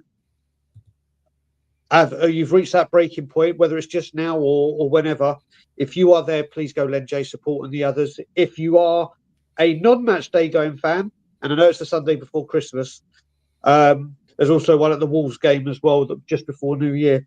If you are in London, you can get to the ground and you have some free time. If you can, and like I said, I'll never say where were you. If you can get there, match day or non-match day going fans, and you feel this way about the board, go give Jay a hand. Give Jay a hand. Like I seriously looked at it and I was like, can I get back to London? And it was just I can't do it for this one for a long week. The prices to fly to Toronto and back weeks before Christmas, Christmas time are through the roof. I've already said to myself, if it gains traction in January and February, if I can, I will try and get back for a long weekend. Only if I can. And when I say if I can, I've got to square it with the missus, which is the biggest obstacle, and then find the price. But I will be back in April, and I'm back in April for 2.5, 3 weeks. And whether they're... It's all going to happen. We love it. Oh, mate, I'll tell you, I'm going to be there for the Nottingham Forest game, and whether these protests still go and are gaining strength, I will be outside the club shop. I personally will have a Leave You Out banner. I personally will start going nuts outside that stadium for the Nottingham Forest game, which currently is on a Saturday. But if Spurs move it to a Sunday, or I'm screwed, because that's my nephew's bar mitzvah. And then I'm going to be in shit. And funnily enough, I'm not missing that for Daniel fucking Levy. But I will be there. I think there's a few Spurs home. I think there's Forest. I will be outside that stadium or training ground during my visit to London in April for sure.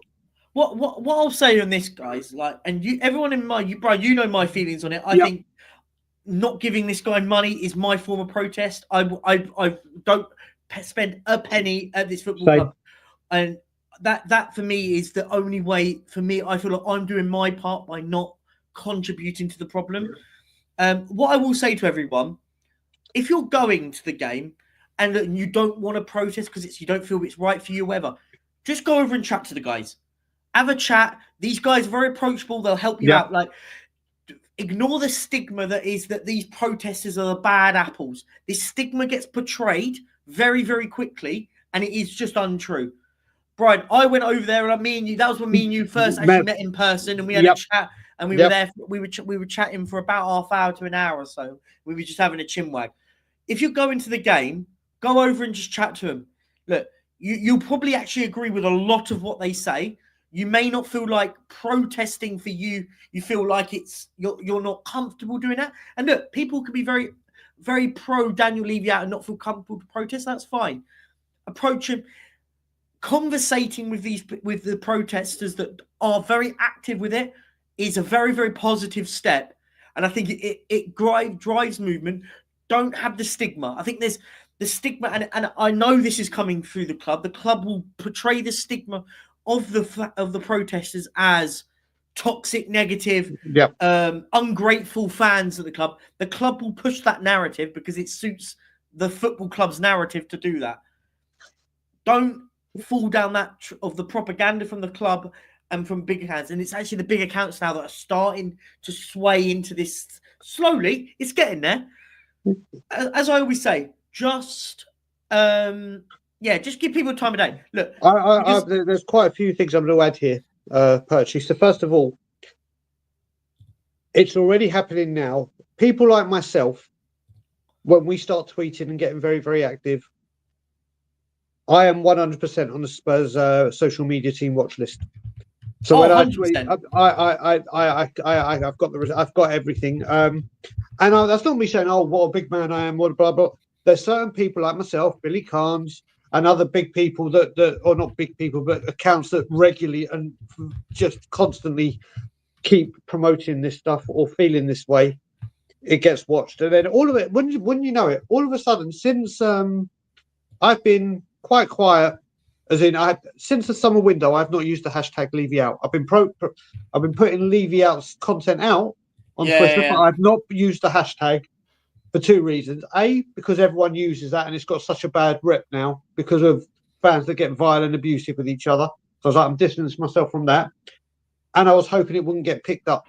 But all of a sudden, since I've started putting Levy Out stuff on without all of a sudden these random troll accounts that have got no followers or anything that know me, have never seen me, never interacted with me, don't even follow people. Yeah. But all of a sudden, little silent replies or little, listen, it happens all the time. I'm just not rising to it this time. And the most important thing I'm going to say here is, it's a really good point you mentioned, Perch, about some people have not wanted to come and stand with us because obviously, we're low in numbers when we've done it before, and people don't want to be tarnished by the rep that we were portrayed, even though go back and ask when Crackers from Last Word of Spurs joined us, and he did a massive thread going, people saying they're drunk, they're this, they're that, they're doing drugs. He rubbished it all. I spent the whole day with him and watched the Brentford defeat.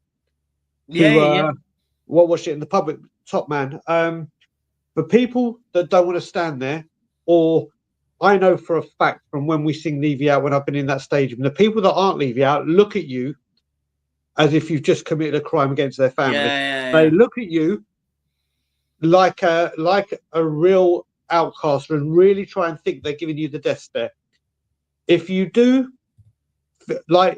feel comfortable saying it because of the people around you, I'll let you know now that there's been over 1,000 black balloons that we got on the pitch last time that they're going to be handing out.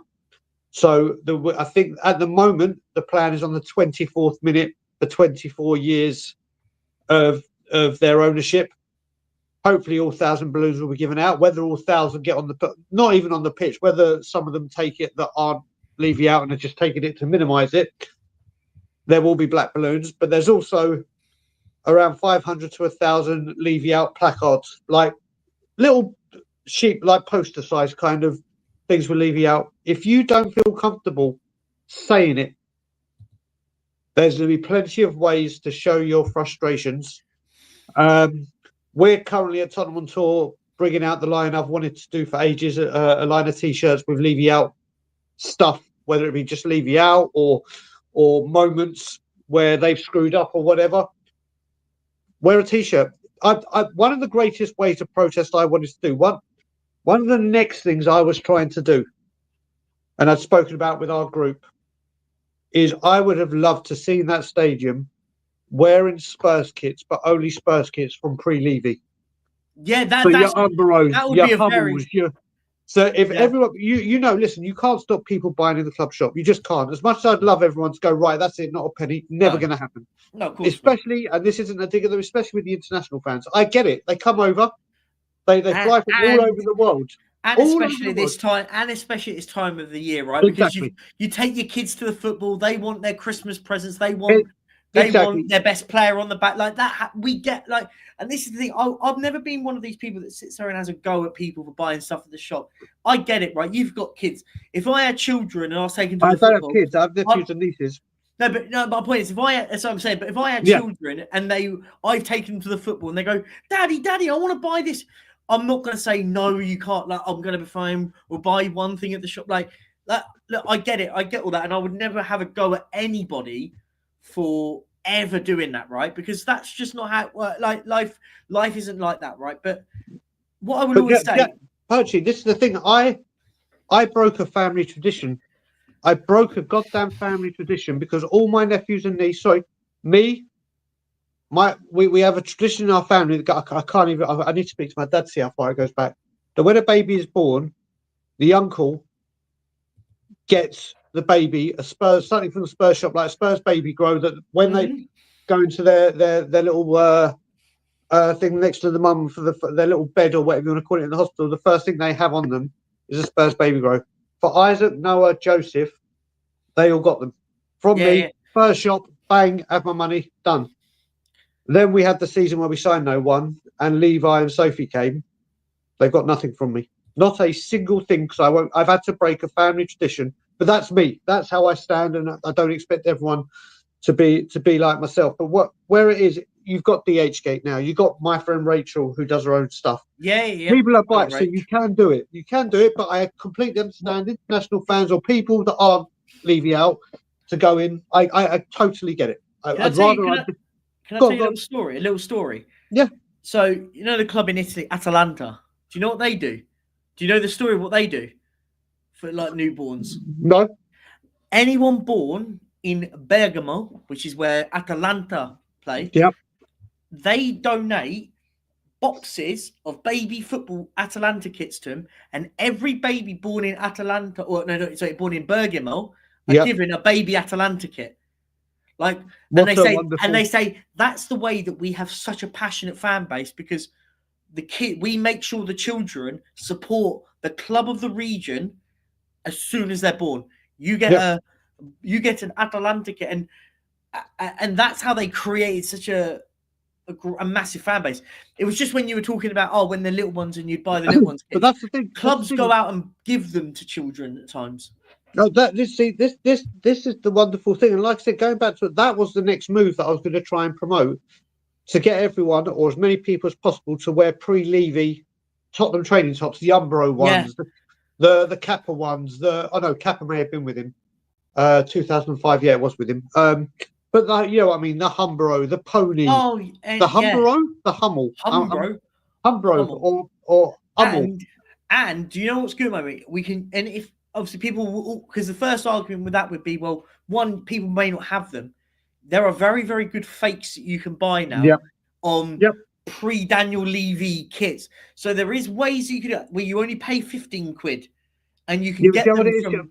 Loads of people will have the Umbro training tops still, or they may have a sweater, or it doesn't have to be a Spurs kit. It could be just anything with Umbro. Like imagine the whole South stand was wearing pre-Daniel Levy. The white wall of noise. No. I know. I know what you're saying. I know you're saying 17,500. So people, but that's the thing, right? People will imagine you looked at that and you went, "Wow, like that is," without saying anything, that's powerful, right? And fella, we don't have a negative agenda. We want what's best for the.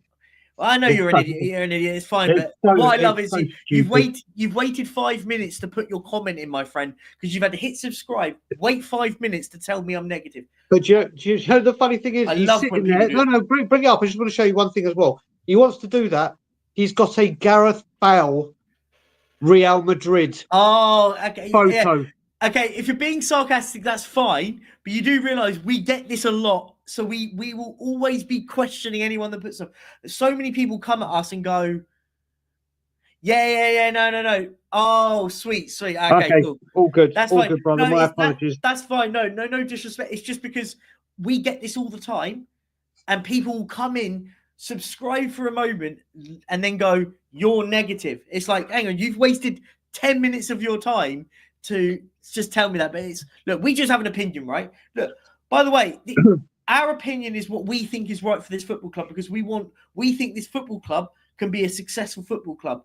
And when I say successful, I don't mean in the boardroom. I mean lifting major honours. We haven't won a trophy since 2008. And it will be now that, if we count next year, that is 17 years. 17 years.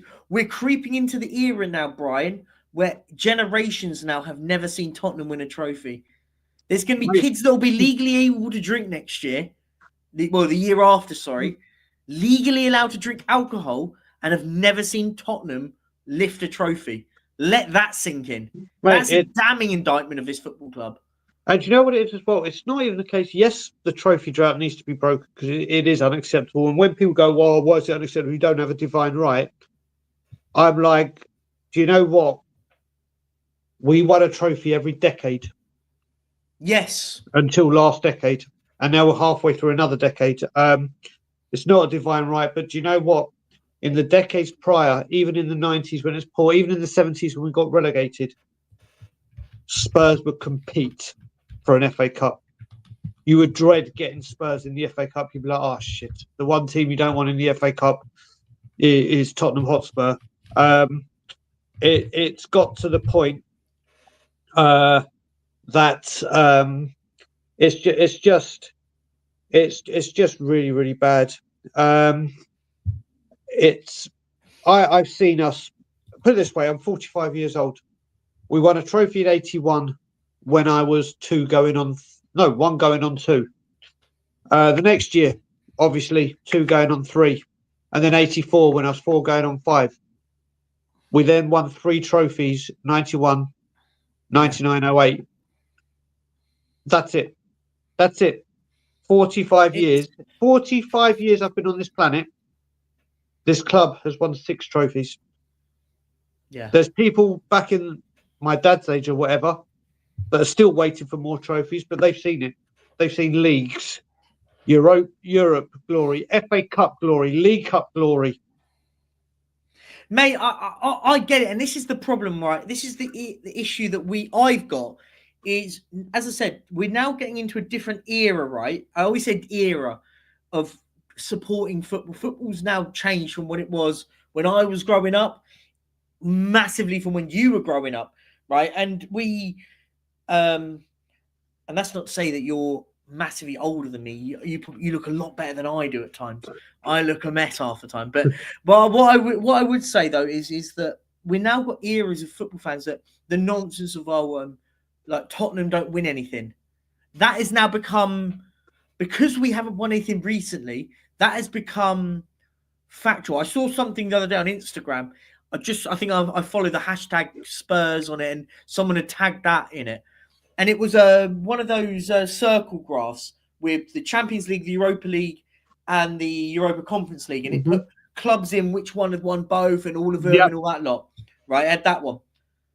They left out Tottenham on there. And the amount of comments on there going, oh, Tottenham are crap. Tottenham have never won anything.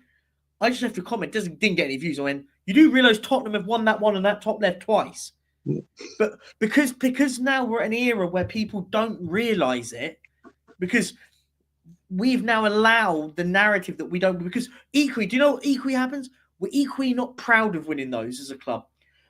I hate them, by the way. I hate Arsenal. But the one thing I respect about them, though, is around the rim of their stadium, they've got every trophy that they've won around that ring. Yep.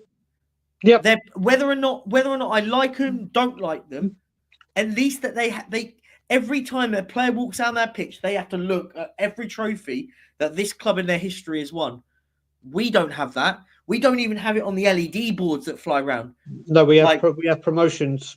We'd rather promote X, Y, and Z. Like, we don't have, like, even if it was something as simple as hanging a flag down from the top of the stadium, which had a banner of every trophy that we've won at this football club. So the players, when they walk out to the tunnel, have to look up to it and go, that's the standard of this club.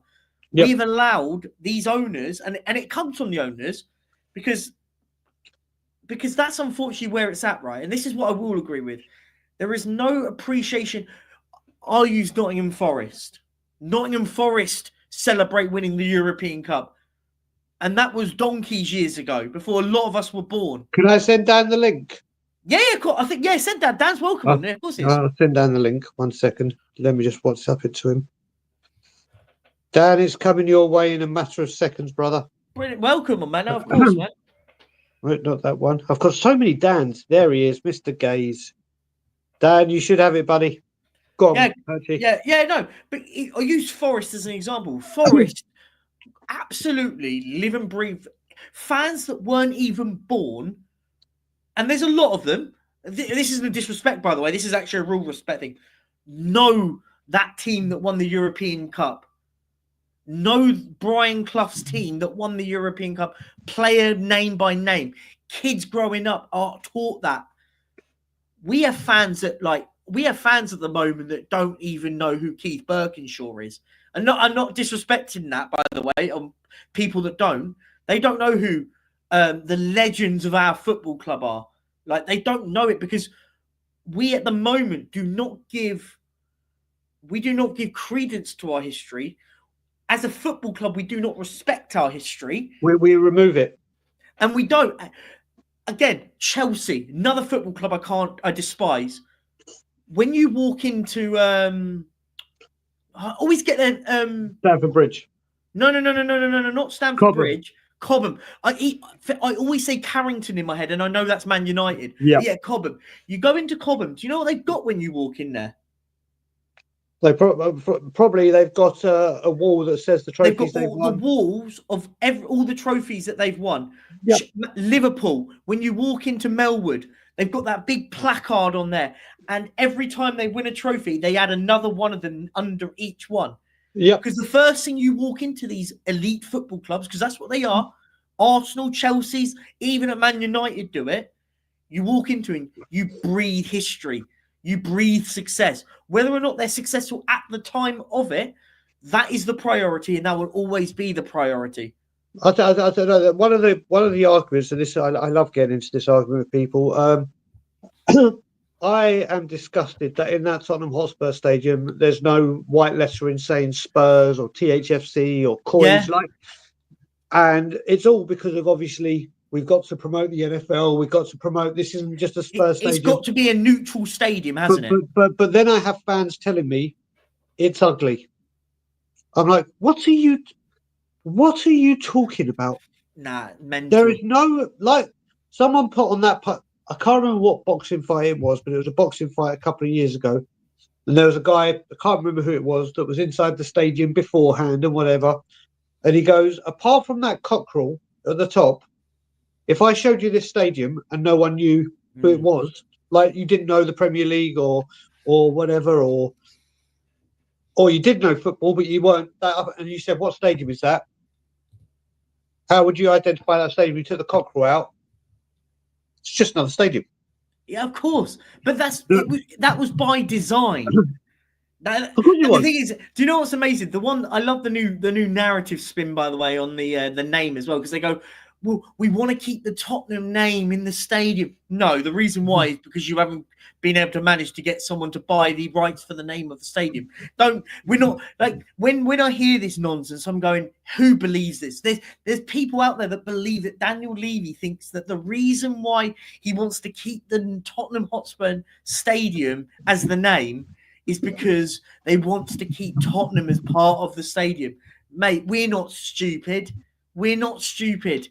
Because if I'm not being funny, if Apple, I'll use Apple as an example, came to us and said, we'll pay £1 billion for the naming rights to that stadium and we want it for 100 years as an example, you're telling me you wouldn't take £1 billion? Get out. We're not stupid is what I'm saying. Yeah, I mean, you look at it as well. I'm sick and tired. It's not even worth going down the statue rule, but you look at this and you the Bill Nick Gates. Now, apparently, it's not Tottenham holding up its planning permission, which it may be, but isn't it amazing how planning permission for the hotel went through? Oh yeah, planning permission to up the nights and concerts and stuff that can go on to 30. Oh yeah. I mean, it's funny, isn't it? We were able to build. Brother. Big up, Dan. Welcome, and I'll bring you in, my friend, in a second. It's funny, isn't it? Though? Let me just go to the bathroom and feed the cats. Yeah, Back in 2 seconds. Well, it's incredible though, right? Cheers, Dad. That's all right. He's come and relieved me of my duties so I can feed That's the all cat. right, mate. That's all right. That's what we do. It's who we are, mate. What I'll use, it's incredible. Just to touch on what Brian says, and I'll bring Dan into it in a second. It's incredible. We can build a £1 billion stadium, but now we have an issue in putting up a set of gates. People hate the word, but how Spursy is that? If that is actually true, how Spurs, we can build a multi-complex stadium, but we now have an issue putting up a set of gates. Not for me. Dan, welcome to the show. Absolute pleasure having you on, man. Yeah, you too, mate. Thanks for having me on. I was watching at home. I've just had a little baby, so I haven't really been. Mate, congratulations, by the way. Congratulations. Yeah, thank you. So I've just been watching the shows, all different shows. I get on really well with Brian. I thought I'd just log on this morning. I thought I'd just say hello.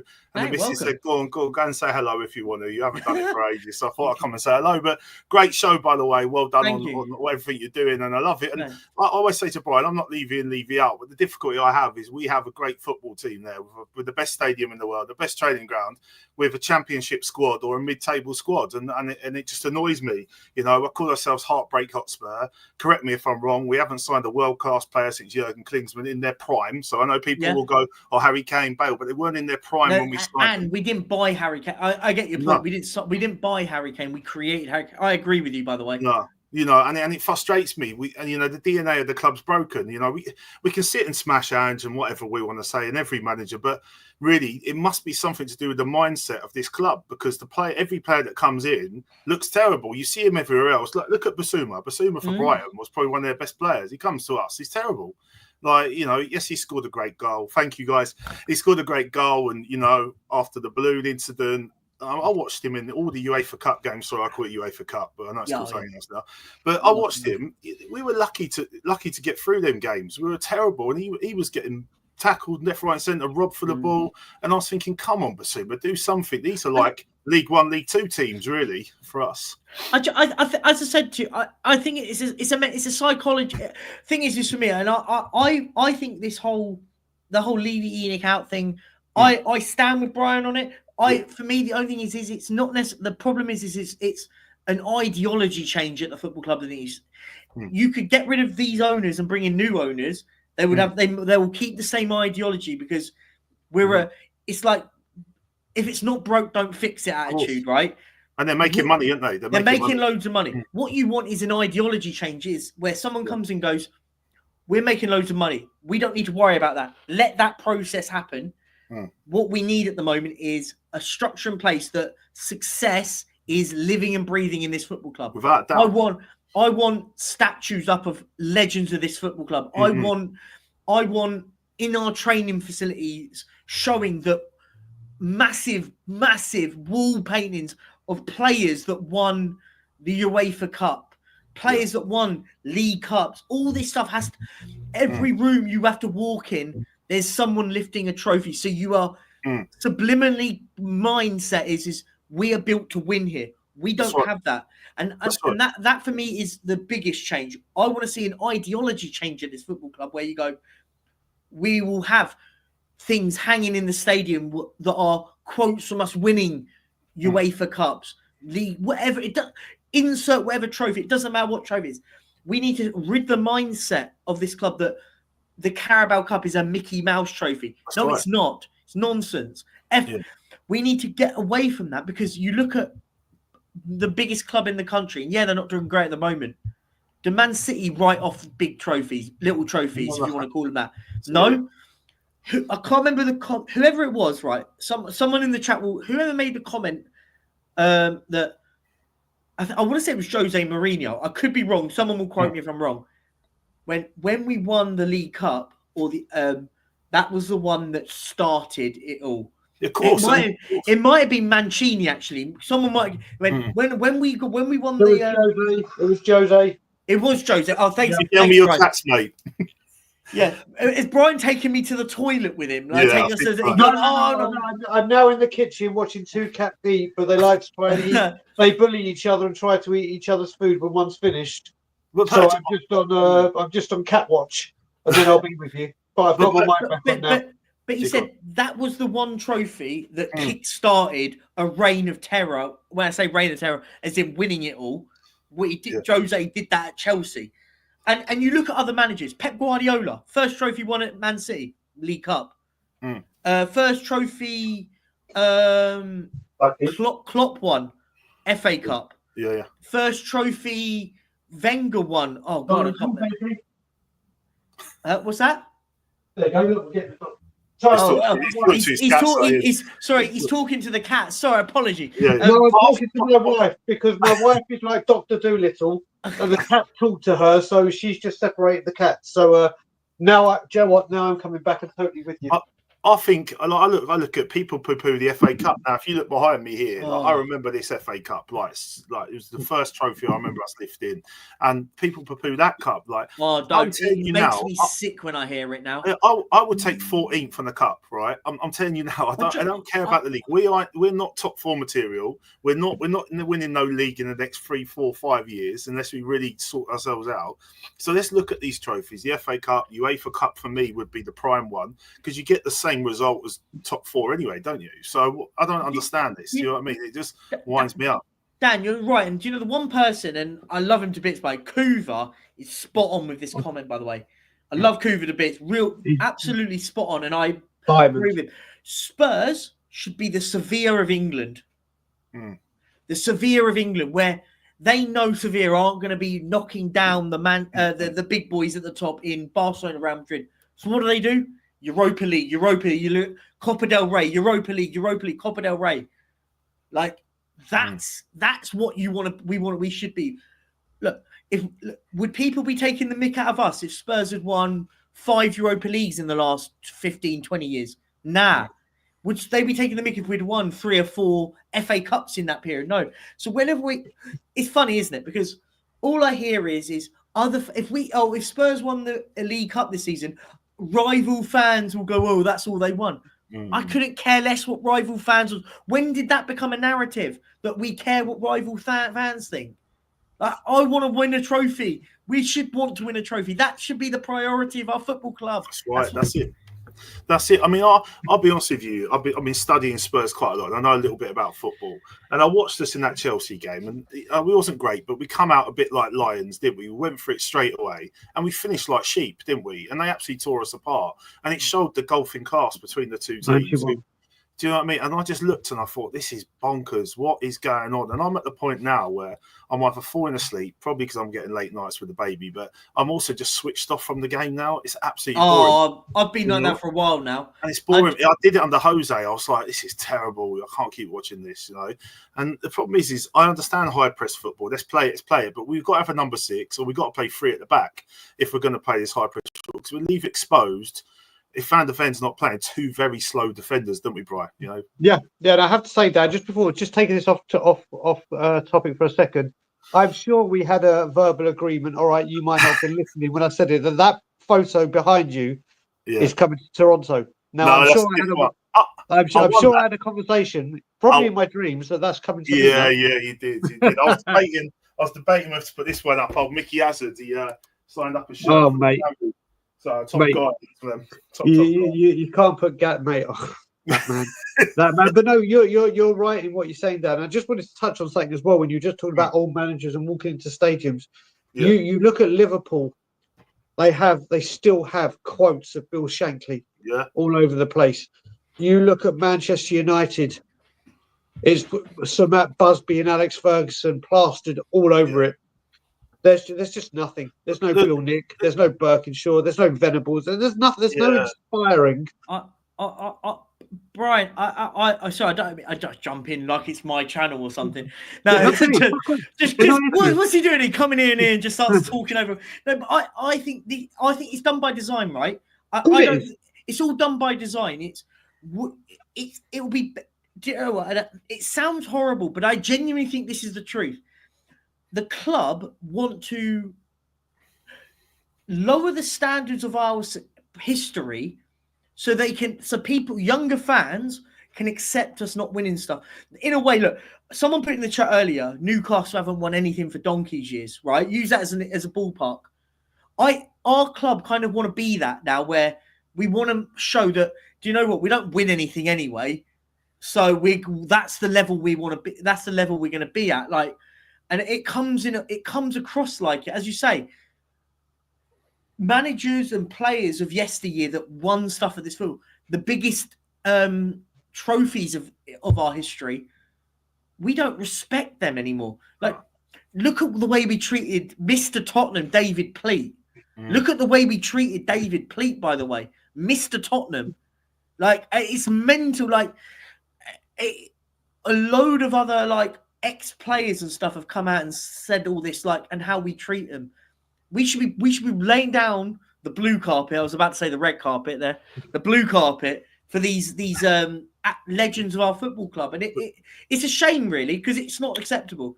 But I used to work with Terry Dyson from 61, right? The guy's double winner, absolutely awesome, top guy, right? Yeah. And he trained me to be a PE teacher, really decent guy. So I was a bit shy talking to him because I was young, but I said, what was it like playing for Tottenham? Such an honour, 20 quid a week. I was thinking, Jesus, 20 quid a week. Still get to go to Tottenham? Nah, don't talk to me. I had to sell all my league medals to survive. You know, he talked to other players from the 80s, you know, Mickey Hazard, Tony Galvin, you know, no one treats him right. I mean, I was on the train with Tony Galvin on the way to Tottenham, and I said to my son, he won the UEFA Cup. Someone was like, wow, my son's like 12, Muddets. And I was talking to him, picking his brain all the way there. They can't even give him a ticket. He has to buy his own ticket. Now, I know some of us would go, players, you know, they have to should really buy their own tickets, loads of players. But this is a guy that's won a trophy for us. The two guys I'm talking about have won trophies for us. Yeah. You know, in our history, like you're saying, should be embedded into our history. I mean, we were talking earlier, you know, you're talking about the sort of like Spurs DNA.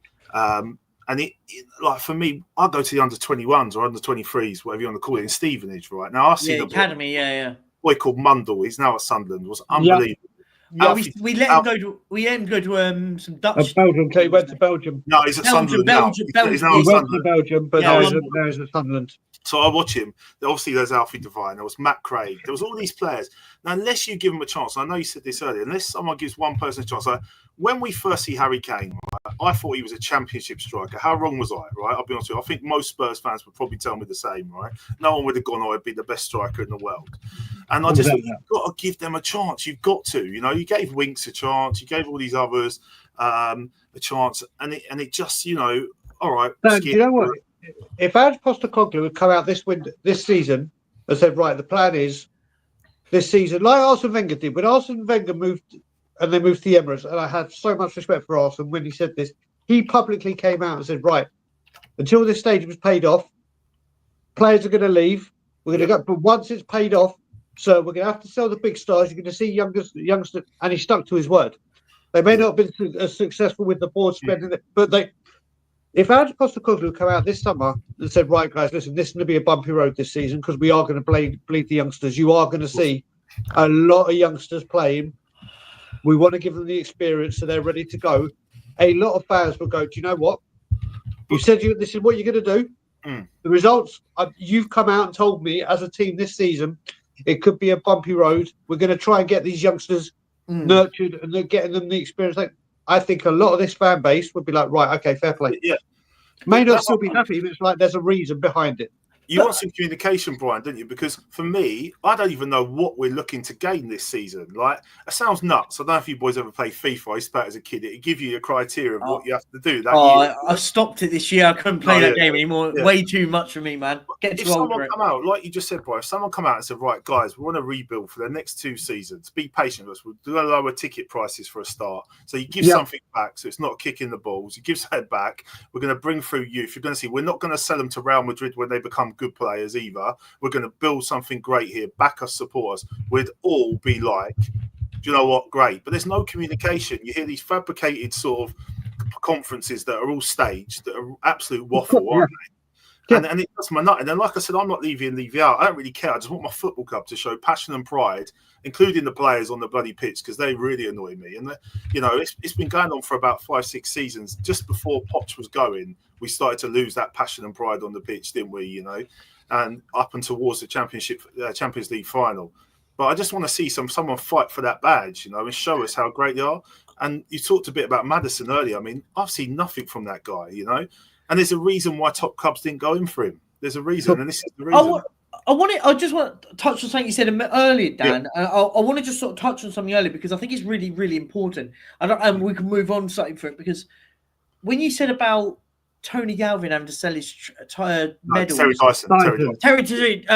So Terry Dyson, had to sell his league medals and medals to stay afloat. Yeah. What a damning indictment of that. What that should have been is like, look, I would love it. I'm not saying that it has to happen. Like, whatever happens, the football club going, do you know what? We're going to buy them off of you, and then we're going to give them to you back.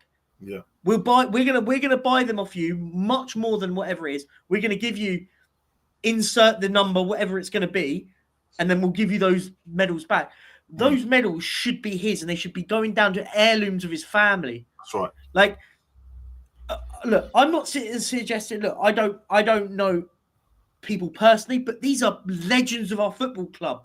We should be treating legends of our football club like gods, demigods to an extent, because these are the people that have made the pathways for the players that are playing right now. And the money that's in football right now, that we're now saying that a legend of our club that has won big trophies at our football club, is the only way for him to stay afloat financially is because he's now got to sell his heirlooms. That doesn't sit right with me. I think what you have to add that I think this happens with other football clubs as well. I will slam this football club, the ownership, as much as possible. It's just the state. Mickey Hazard is a black cab. Mickey Hazard is a black cab driver now. Yeah, because football back in that day. Yes. This is what it is. So no, don't get me wrong. I completely agree with you, Percy. The club should have said, right, this ain't happening. You are part of a reason why this club has 2 trophies. You are part. I think he actually scored if I'm right, Terry Dyson actually scored in the 1967 FA Cup win against Chelsea. I think he might have even got both. Yeah. And I know that off the top of my head because of the history being passed down and everything. But the thing I want to bring this back to is with now, and we'll all be able to relate to this, and people in this group, in this chat right now, I don't know how many of you were going to Spurs when it was still White Hart Lane, or if you did go to Spurs at all, because of where you live in the world. I remember my first game in Spurs at White Hart Lane was 1988. And as a kid, up until Pochettino, the final season of the Lane, and I've said this on other streams before, you walk down that high road on a match day and going into the stadium, it was a wash of colour. It was a wash of a crescendo of noise, of hearing Spurs chants on the way in, making that high road kind of like the before party, the warm-up, let's say, the dress rehearsal for going into battle in the stadium. It was so noisy, whether it be Yid Army, whether it be When the Spurs or Tottenham, whatever song. There was loads of songs popping off from different sections all over outside the stadium. You now walk alongside that stadium, and I keep saying it's like when your kids are at secondary school and they've just come out of one class and going to another. Yeah. It's silence. I was there for the Ipswich game. It annoyed me during the protests. You walk down that high road now, it's like a sponsored silence. With stadiums, you can hear people having a chat amongst themselves, but you don't hear a, mate, oh, come on, you sweat the Brian, it's the gentrification of football. And I want someone to genuinely do. I would love to do it, but I'm not as clever as some people. I'd love someone to bring out like an actual documentary of the gentrification of football. I think it's something that needs to happen because I see it growing up. When I was younger and I went to football, I didn't go as much. I started going probably in the last sort of 15 years myself, just going every week in, week out. But the gentrification of football, I love watching. I'm a big advocate of history of football. I live and breathe it. I want to learn not just Tottenham history, but football history from yesteryear. Because I think as a big football fan, I think I have all due respect for myself to learn where we've come from as a football. It's just who I am. You don't have to. People don't have to. But the gentrification of football that Daniel Levy wasn't just him, by the way. This isn't solely on him, but he is capitalised from the gentrification of football. Because the fans are different now. Look, I'm not sitting here justifying fights and all the casual movement and stuff like that. But back then, you were held accountable, whoever you are. If you're a player, manager, owner, you were held accountable by the casuals because they were the ultras of our year. And again, I'm not sitting here justifying actions and stuff, because I don't think we should be in a civilized society fighting everybody. I don't live by that. But I look at other countries where that isn't a thing and it's still a thing. Ultras run the place. You do what they say, right? Look at the movement that happened. It's still happening in Valencia. Do you know what's happening at the moment in Valencia? If anyone knows, I can fill you in. They hate their owner, Peter Lim. Used to be part owner of Salford. They got rid of him. He's run their club to the ground to the point where they're in a relegation battle. Valencia, by the way, one of the biggest clubs in Spain, are potentially going to get relegated into the Segunda Division. Do you know what their fans did? 2-0 up last year. All watching it on their phones outside. There wasn't a fan in the stadium watching the game. They had the police, the old Bill, the Guardia, blocking them all off outside. All there watching it on their phones, singing, flares, all going off. They had two fans flew to Singapore. This is where I compare these two to. This is the sort of thing I'd expect Brian Daigle to do, by the way. So take this as a polite, but don't do this because you might get caught. They flew to Singapore where the owner lives. Okay, because he's never been to Valencia. Flew to Singapore, protested with Peter Lim out banners. They did kind of forget the rules. They did forget the rules that it's illegal to protest in Singapore and are currently arrested in Singapore. I'm not saying, Brian, for do that because I don't want you arrested because you're a lovely bloke. No, I will. Listen, I'll touch on that. I just want to touch on something a great supporter for the channels We Are Spurs TV said. He brought up a comment saying, from what I understand, the club pay a lot for alcohol, rehab, and there's... Listen, I'll tell you two sides of the coin. Yes, they have helped Paul Gascoigne out a lot of times. But that has been when Gary Mabbutt has been driving it and Gary Mabbutt checking up on him. Listen, being an alcoholic myself, I applaud that from the club. But it comes when it's common knowledge that Gaza is in a bad way. Not Gaza, how are you? And touching base to check up on him and then go, right, let's get you into rehab. I'll bring it back to the common day. I'll bring it back to the common day, David Pleat. All that broke out with David Pleat. There was fan uproar, and then all of a sudden the club backtracked.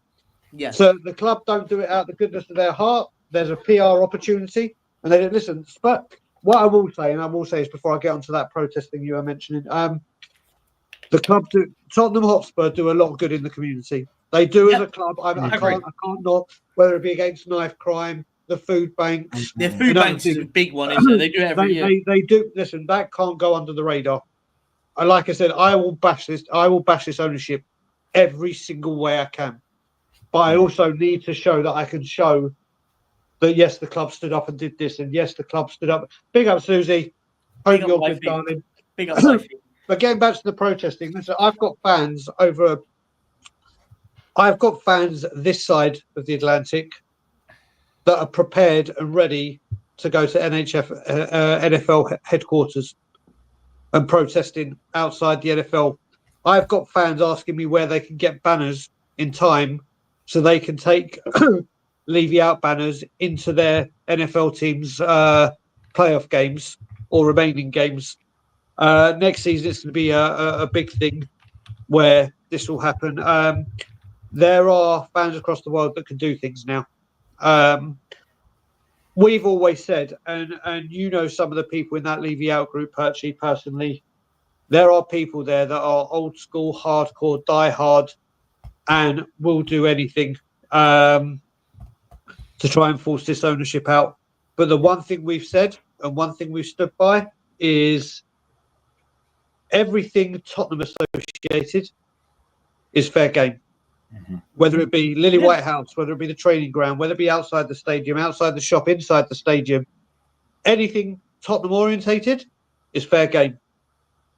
His house, and there are some people. I agree with that. There are some people in my group that are like whatever you want to say, but they draw the line. They're like, listen, family is family. This is where it's got nothing and to do with his. It's got nothing to do with him personally or his family. It's oh what no, he's doing. with me it's personal, but that's his No, family. no, no, That's no. his But I mean, kids. what I mean is personal. As in, it's not about his family. Personal. It's Yeah, personal. It's completely. business. Completely. It's personal with his business side of him. I Completely. think that's the difference. I agree with. Yeah. Well, once this man pisses off, he can build as many Yeah. hotels, as Yeah. many buildings, as many stadia, as many restaurants, whatever he wants to do. Go ahead and do it. Go forth and multiply. It literally. But yeah, so this is the thing. Do you know what? And this isn't is it a dig at our fans or is it not? I'm not saying for the fans to go to the extreme, but you look at it, like I said, Valencia are a massive football club. Champions League finals, won the league with Rafa Benitez, had some wonderful players in their football club. Oh, Mendieta, Soldado, David Villa. They've had some elite footballers. But you see it in Spain. You see it over here in North America with football. Yeah. When they're prepared to protest, they do it. They will stop at nothing to make it aware. They will do it non-stop. They will do it. Now, I know sections of our fan base already. I know sections of our fan base that will walk the walk, talk the talk, go the distance, come rain, snow, thunder, sun, whatever, daytime, nighttime. It's like you said, this fan base has changed. And that's just evolution. That's just evolution. Yeah, I agree. It's just the evolution of the English game at the moment. You've got a lot of my Levy out group. When I say my, I don't mean me leader. I mean the ones that I stand with and call family that just refuse to give him money. They'll go to an away game because it's the away club getting the game. They'll go to an away game. They refuse point blank to go in. They just, whether they can afford the ticket or not. But then you've got a lot of people, like you said, Dan, you're now at a size of a family of 5. If Dan, if his newborn and his kids were at the age he could take them to football with his partner, back in the day in the 90s, back in the 90s, it was an affordable thing. You could say, you know what, I'm going to take the family to Spurs. Right now, to take your family to Spurs, as a family of 5, a family of 4, whatever, you're talking the best part of 300 quid just to get into the ground. Forget your travel, whether it's train, petrol, in the car, bus, and whatever it may be. Then with the kids, you've got to buy food. You're going to have to pick up a soft drink or something. It has just become from an easy expense and a nice treat to you've got to plan it months and months ahead and go, right, I want to go to Spurs sometime in April. Let's start saving now. And that's you know what they've done now? They've now priced football in the same way of they've priced football in the same way as going to the theatre. Yeah. Like, for example, you wouldn't go to the theatre every other week, would you? But they're now priced it at that point where now, because I've said this for years, by the way, and it's coming to the forefront because more and more people are giving up their season tickets because they just physically can't afford it. I mean, I knew somebody, and I read about a story about this guy. He'd been going for 60 years, had his season ticket for 60 years, and the 1 year he couldn't afford to do it, and he lost his season ticket. And I kind of sit back. Things like that is where I go, well, the club makes so much money, right? You go, look, you have been a loyal advocate for this football club for 6 decades. We're making sure we sort people like you out. But now everyone is it's all shifted. And before, back in the day, you probably would have had that. Like, I'm not saying yes or no, but the club would have looked after loyal supporters through thick and thin. But now what's happening, unfortunately, they don't care about Brian. They don't care about Dan. They don't care about me. They don't care about you individually in the chat because they now know, they've now built the monopoly that whether or not you're there or not, we'll have someone on that seat. And it's even madder now. You don't even have to be on the seat and they've made the money. Because if you don't go your season ticket, if you paid for your season ticket, you've already paid for that seat. So if you can't resell it, we've already got the money anyway.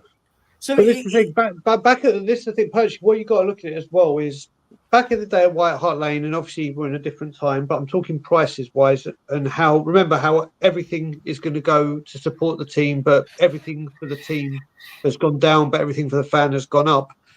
If you said right now, if we're back at White Hart Lane and people said, right, we're going to boycott this match, it was an affordable price that people say, do you know what? Yeah. The tickets cost me 30, 40 quid. I can for one day say, do you know what? I'm not putting it on the exchange. I'm going to stand my ground. Yeah. But now you're looking at 90 odd quid. And then if you're taking your family, But do you know what they've thing. also done now, Brian? And I didn't realize this until recently. Someone told me this. If you don't make a portion of your season ticket games, they have the right to revoke your season ticket. This is the thing. They are trying to do everything. Because they do that at Arsenal, and they're now doing it at Tottenham. And I was absolutely gobsmacked when I heard this news. So, and I use the example. I said, it's like me going to Curry's and buying a TV, but then leaving it in the box for 6 months, and then they turn up on my door going, well, you've not used it, we're taking it back now. Hang on, that's not how life works. Like, but do you not think that's the way the world is now? Do you not think that customer service has gone? Do you not think that? Oh, completely.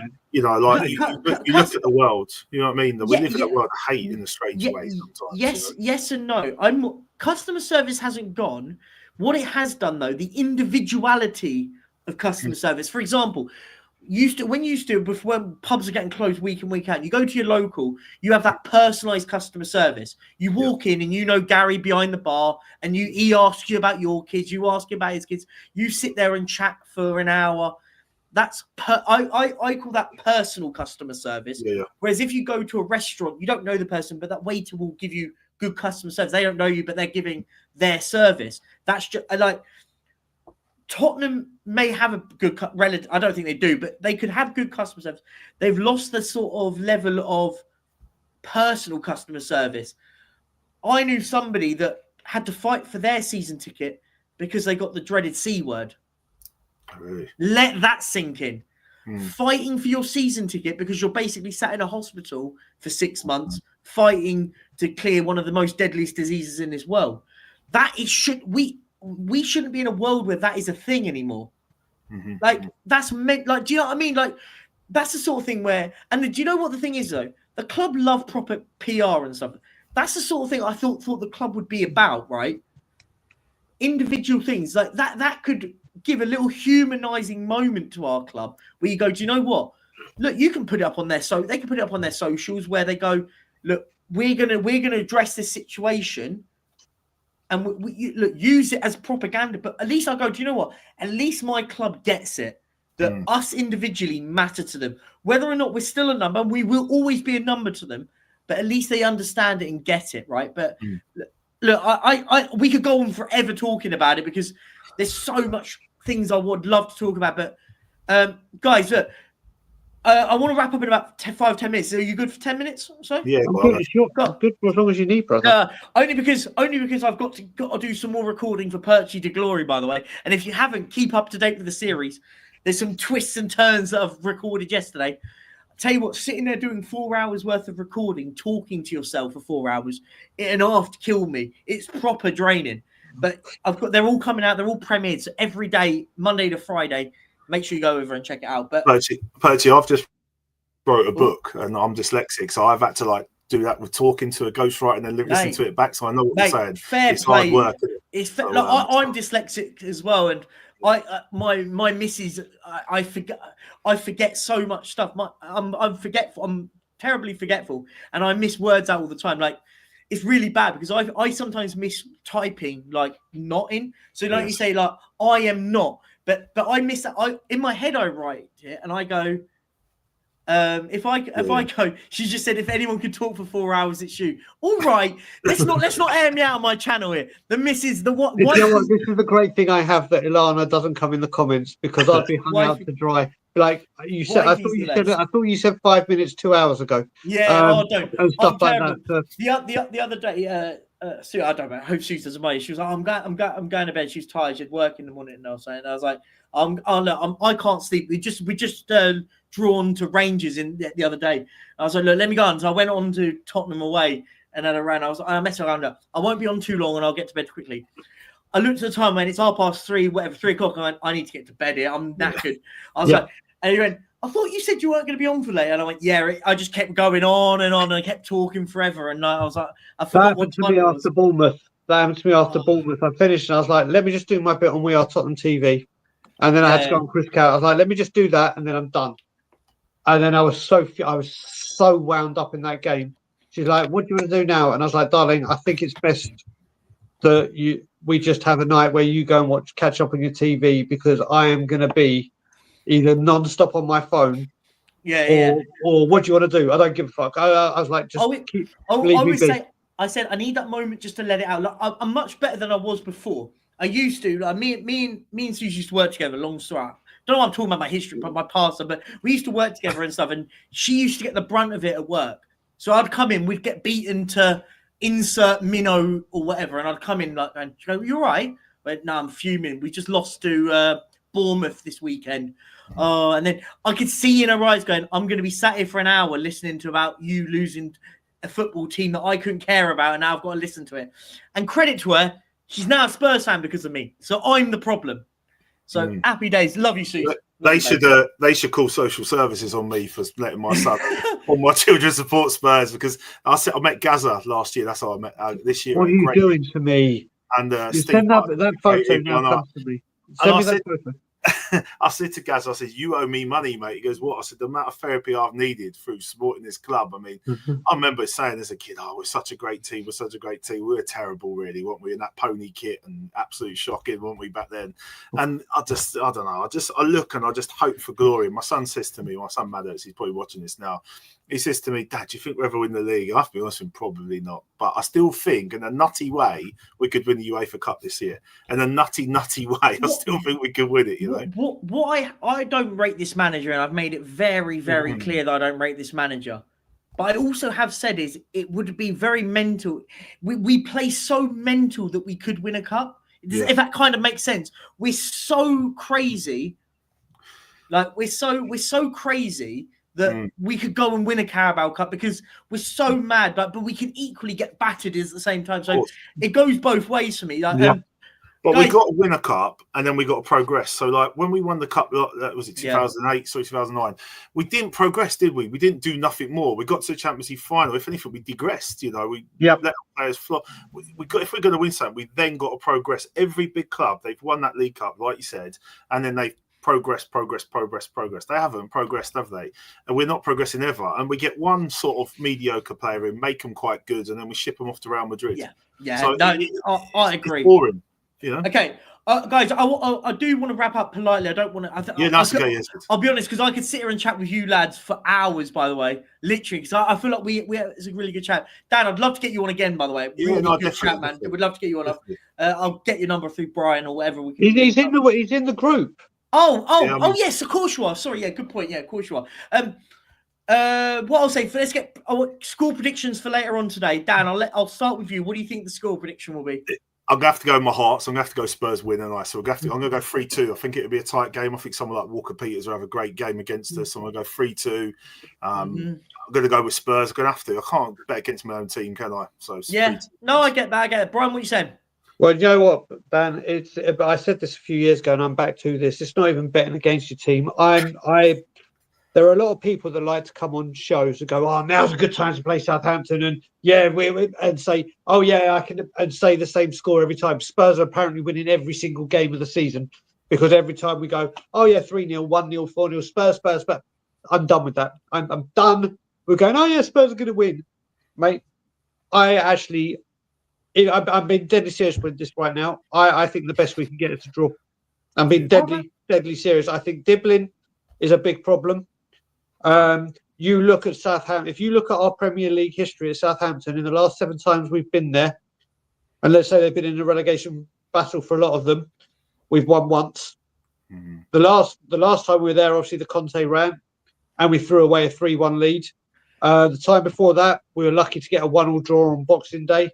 I think the last time we actually got a proper result there was when Dele Alli, the Pochettino season when we finished second. And that's when Dele Alli scored 2 goals against them, 2 goals against Chelsea, 2 goals against Watford back to back. I cannot See, I'd rather aim low, and then if Yeah, we do better, I I'm mean, happy. I Rather agree. than go, do you know what, we're going to win, and then go. Oh. I honestly, I think, and also you got to remember once again, Spurs fans, that 100% loyal, dedicated, passionate, hardcore away-going match day fans have gone all the way out to Glasgow. Yeah. Now they're all the way down in Southampton yeah, exactly. for a 7 p.m. kickoff. Working in the middle of At all of Christmas that, by the time, way. and need to get back to London. Gone 10 o'clock when the trains are ended. I honestly, I don't think Spurs take 3 points. That's all I can say. And do you know what? Do you know what I care about this game? Is that we want Levy out, and all the songs that have come out are sung constantly, loudly, proudly, non-stop. Because this ain't just about when we're losing. This needs to carry on game after game, week after week, and build up and build up. Because if you want to see the wins, if you want to see progression, if you want to see us competing, if you want to see us being where we all think we should be and financially could be, then it's not going to change until the man at the top finally pisses off. The problem is, though, Brian, you know and I know that, let's be honest, as much as I agree with what you're saying there at that point, and I wasn't Levy out really before, was I? I'm starting to get to that point now. But the manager will go first. So the manager, you know, and the manager will be chopped for whatever happens. And I actually thought he'd go before Christmas, I'll be honest with you. But I think if he loses to Southampton, getting a chairman out compared to getting a manager is two different. They're totally different things. Do you know what I think is the Mason's in the chat? I know Mason, by the way. Where is he? Where is he? Let me guess. Perch, you can say Southampton win. I'm not. I think Tottenham are going to win 4-2 today. Call me delusional, and I'll give you my reasoning for it. Southampton are as chaotic as we are. Yeah. But we've got better players than now. I think we'll concede goals. I think this is one of those games of football that you could roll two dice, and whatever those dice roll at, that would be the scoreline. It could be a 6-6 if you roll 2 6s. It could be a 6-3. It's one of those games of football today that anything could happen. We could win 3-0. We could lose 5-2. Like, it's chaos because they play gung-ho football like we do. But I think we've got more quality than Southampton do. So I think we'll beat them 4-2. But for me, it would paper over a lot of cracks on what we do. We should, by the way, can I just say with Mason, I just want to say very quickly, I want to say to all Spurs fans that go, you're negative for saying that you don't think Spurs can win or whatever.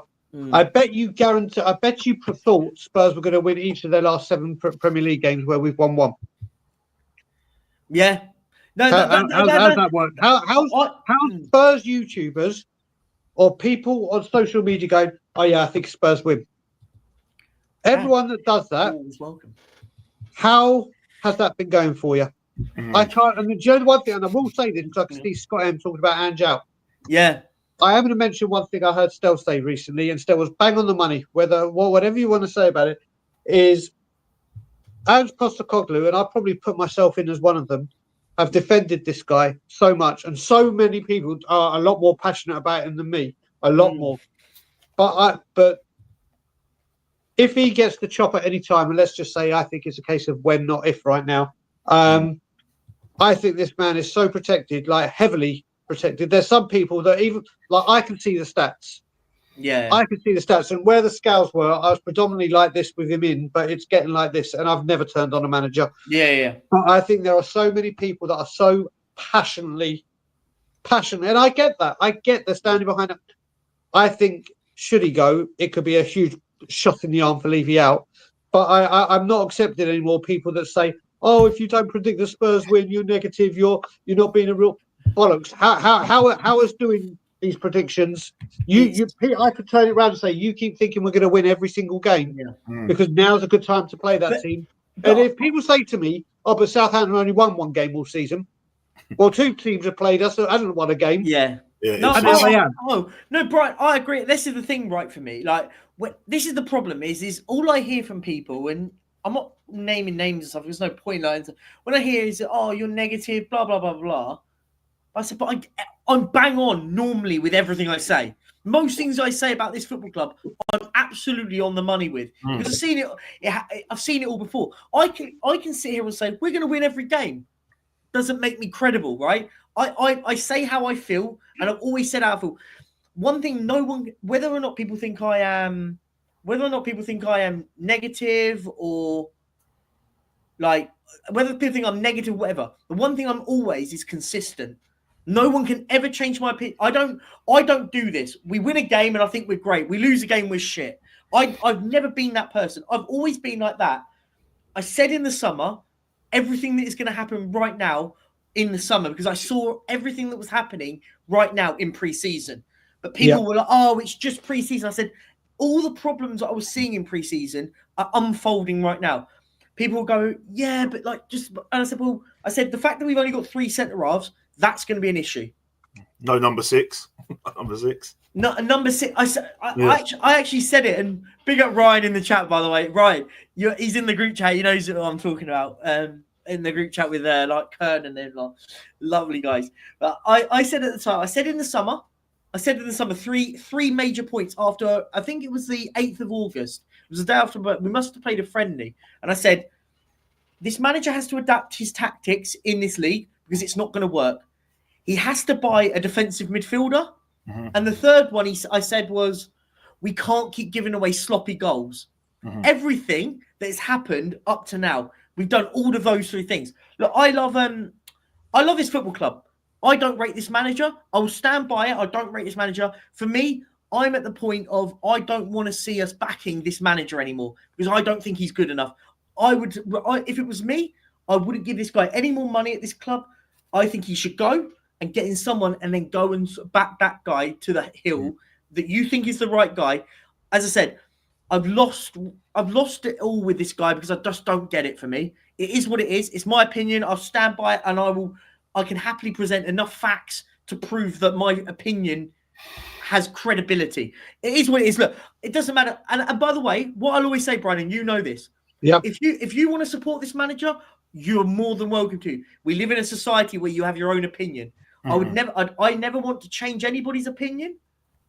I never want to convince anybody. I just want to give my opinion. And if you agree with me, disagree with me, that's all fine. I love a debate. I think we've had a really, really good adult conversation today. Because normally when I hear, because me and Brian have different opinions, but we agree on a lot of things and we disagree on things, but we can be respectful, right? We be respectful. We don't sit there and go, you're the problem at this football club, Brian, because you love Ange Postecoglou. That's not. We just have differing opinions. We see different things on it. What I'll do, guys, thank you very much, by the way, for coming on. Pair of you. Dan, love to get you on again. Yeah, Brian, you know you're always welcome on my channel at any time of the day. Brian, shout your channel out, my friend, because you're back. We've said it at the top. You are back. Shout it out and do your thing, man. Yeah, Tottenham on Tour are finally back. We put out a kind of release video on Friday, Ben and myself. We can't commit to doing every day at the moment, but we are going to try and do at least 1 or 2 things every single week, whether it be pre-recorded, live or whatever, but we are back. So thank you for bearing with us and whatever. What I will say is, well, with all this thing that's going on right now, the one thing we don't need as a fan base from people, whether they, and I am talking solely when it comes to going from this side of the fence to this side when it comes to the board, when these people that have come from not being Levy out to being Levy out, what we need to do, we need to embrace them. We need to say thank you for finally seeing it. Welcome. Everyone has their different breaking point. Mate, it's not a case of I told you so. Where the fuck have you been? What took you so long? Whatever. Everyone has had different stages along this 24 years where people have snapped. I am as extreme as I am, and I will say extreme because it's been 17 years out of this 24 for me, where I have some people are right now. I've got 17 years on you. I'm not going to turn around to someone that's just come onto my side of the fence and go, oh my God, where you've been for 17 years, don't want your support now. Why didn't you listen to me? Blah, blah, blah. It's thank you. Thank you for now seeing it. Thank you for coming on board. Thank you for now wanting change and help build something to, whether it gets them out or not. Pressure can be a wonderful thing. Exactly. And it's just a case of welcoming the people that come in. And if I quote Tesco, every little helps. I don't know where that came from, but every little helps. But please, guys, go over and subscribe to Tottenham on Tour. Daigle is back with the boys. It's not just Daigle, of course. It's the boys are back. Dan, I'm getting a lot of people in the chat saying, "Get this guy a channel. This guy needs a channel." By the way, I've got a channel, but not a Spurs channel. So I have a channel that supports mental health in young people. Dan, have you got the link? Let me. We get that promoted. I'll get it for you. Yeah. So my channel's a bit different. It's about mental health for young people, supporting disability around the country. A little bit about my journey of being to prison and changing my life and supporting young people. And we have about my book coming out this year called Bouncer Prison School. So my channel's a bit different. Tottenham on Tour, a big supporter of my channel. We'd always have been Brian and the team over there, Roadman and Rico and all them guys have been great. It's been lovely. It's been lovely talking to you, and thank you for your time. I mean, like I said, my little boy Archer's 3 weeks old. My son Maddox is watching, and Aurora, my daughter, they're watching at the moment. And I thought I'd just jump on and say hello because I was loving the channel this morning. I've been doing nappies and whatever else. I need to get back to the missus. I'm going to be wrapping up, but anyone that could get on, we only got like 141 subscribers. Not a big channel. No, we everyone in the chat, go and subscribe to Dan's channel.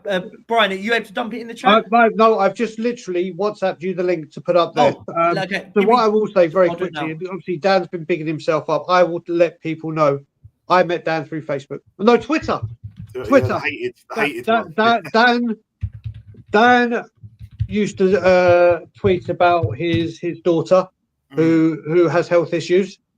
And I always, whenever I just touch base with him. He's a Spurs fan. He's now someone I speak to regularly. This guy, and obviously people will know my advocacy and support of anything mental health or addiction related and why I'm so open about it. The man here is what he's trying to do and what he's doing and what he's done is unbelievable. Everyone should, so even if you don't get to watch his stuff, spread the word because he is trying to help the next generation come to terms with mental health, give support where he can for the future of the generations coming forward. And not only that, like he said, he will always have a home at Tottenham on Tour. Anything he does, his book, whatever, it will be promoted. The fuck out of him. You can get that from me as well. Dan just needs to drop me a message, and whatever he needs, he will always have it. Whether it's guests to come on his channel, should he go to everyone, forgetting where you feel about the manager, what the owners, the players, the result, anything to do with this football club. Here is a man. Let's just do that because which are we? I couldn't even do it with that. That man right there is doing something that means nothing about football. It's the future of kids being raised up and having support and everything. This man needs a lot more subscribers than he's got. How we haven't got him up to 400, 500, 1,000. We'll make sure we'll collectively within the community will support it. Everyone go and support. You've done a few things to me. I've had a really good chat with you, Dan. But you've also you've now allowed that my missus has seen your man cave, and now I can get away with it because I've expressed. Suze knows that I want the man cave with the Tottenham man cave, and she was like, "No, I'm not having that in our place. But I'm not having that when we move in together." And now she's seen it. She's unfortunate. I've got to have one like Dan's now. Like I need all the stuff on the wall. Because she's like, I don't want all your bloody pictures everywhere. I said, just give me a cupboard that I can look in and be like, Spurs. Not the toilet either. Just not the toilet, unfortunately. I mean, we do play like it sometimes, but it doesn't really count. Look, guys, we are going to end it here. Anyone in the chat, is anyone live right now? You know, I make a real point. I love redirecting to any football channel. Is there anyone live right now that we can redirect to? I was about to say Perchy's on live, but that really I can't redirect to myself.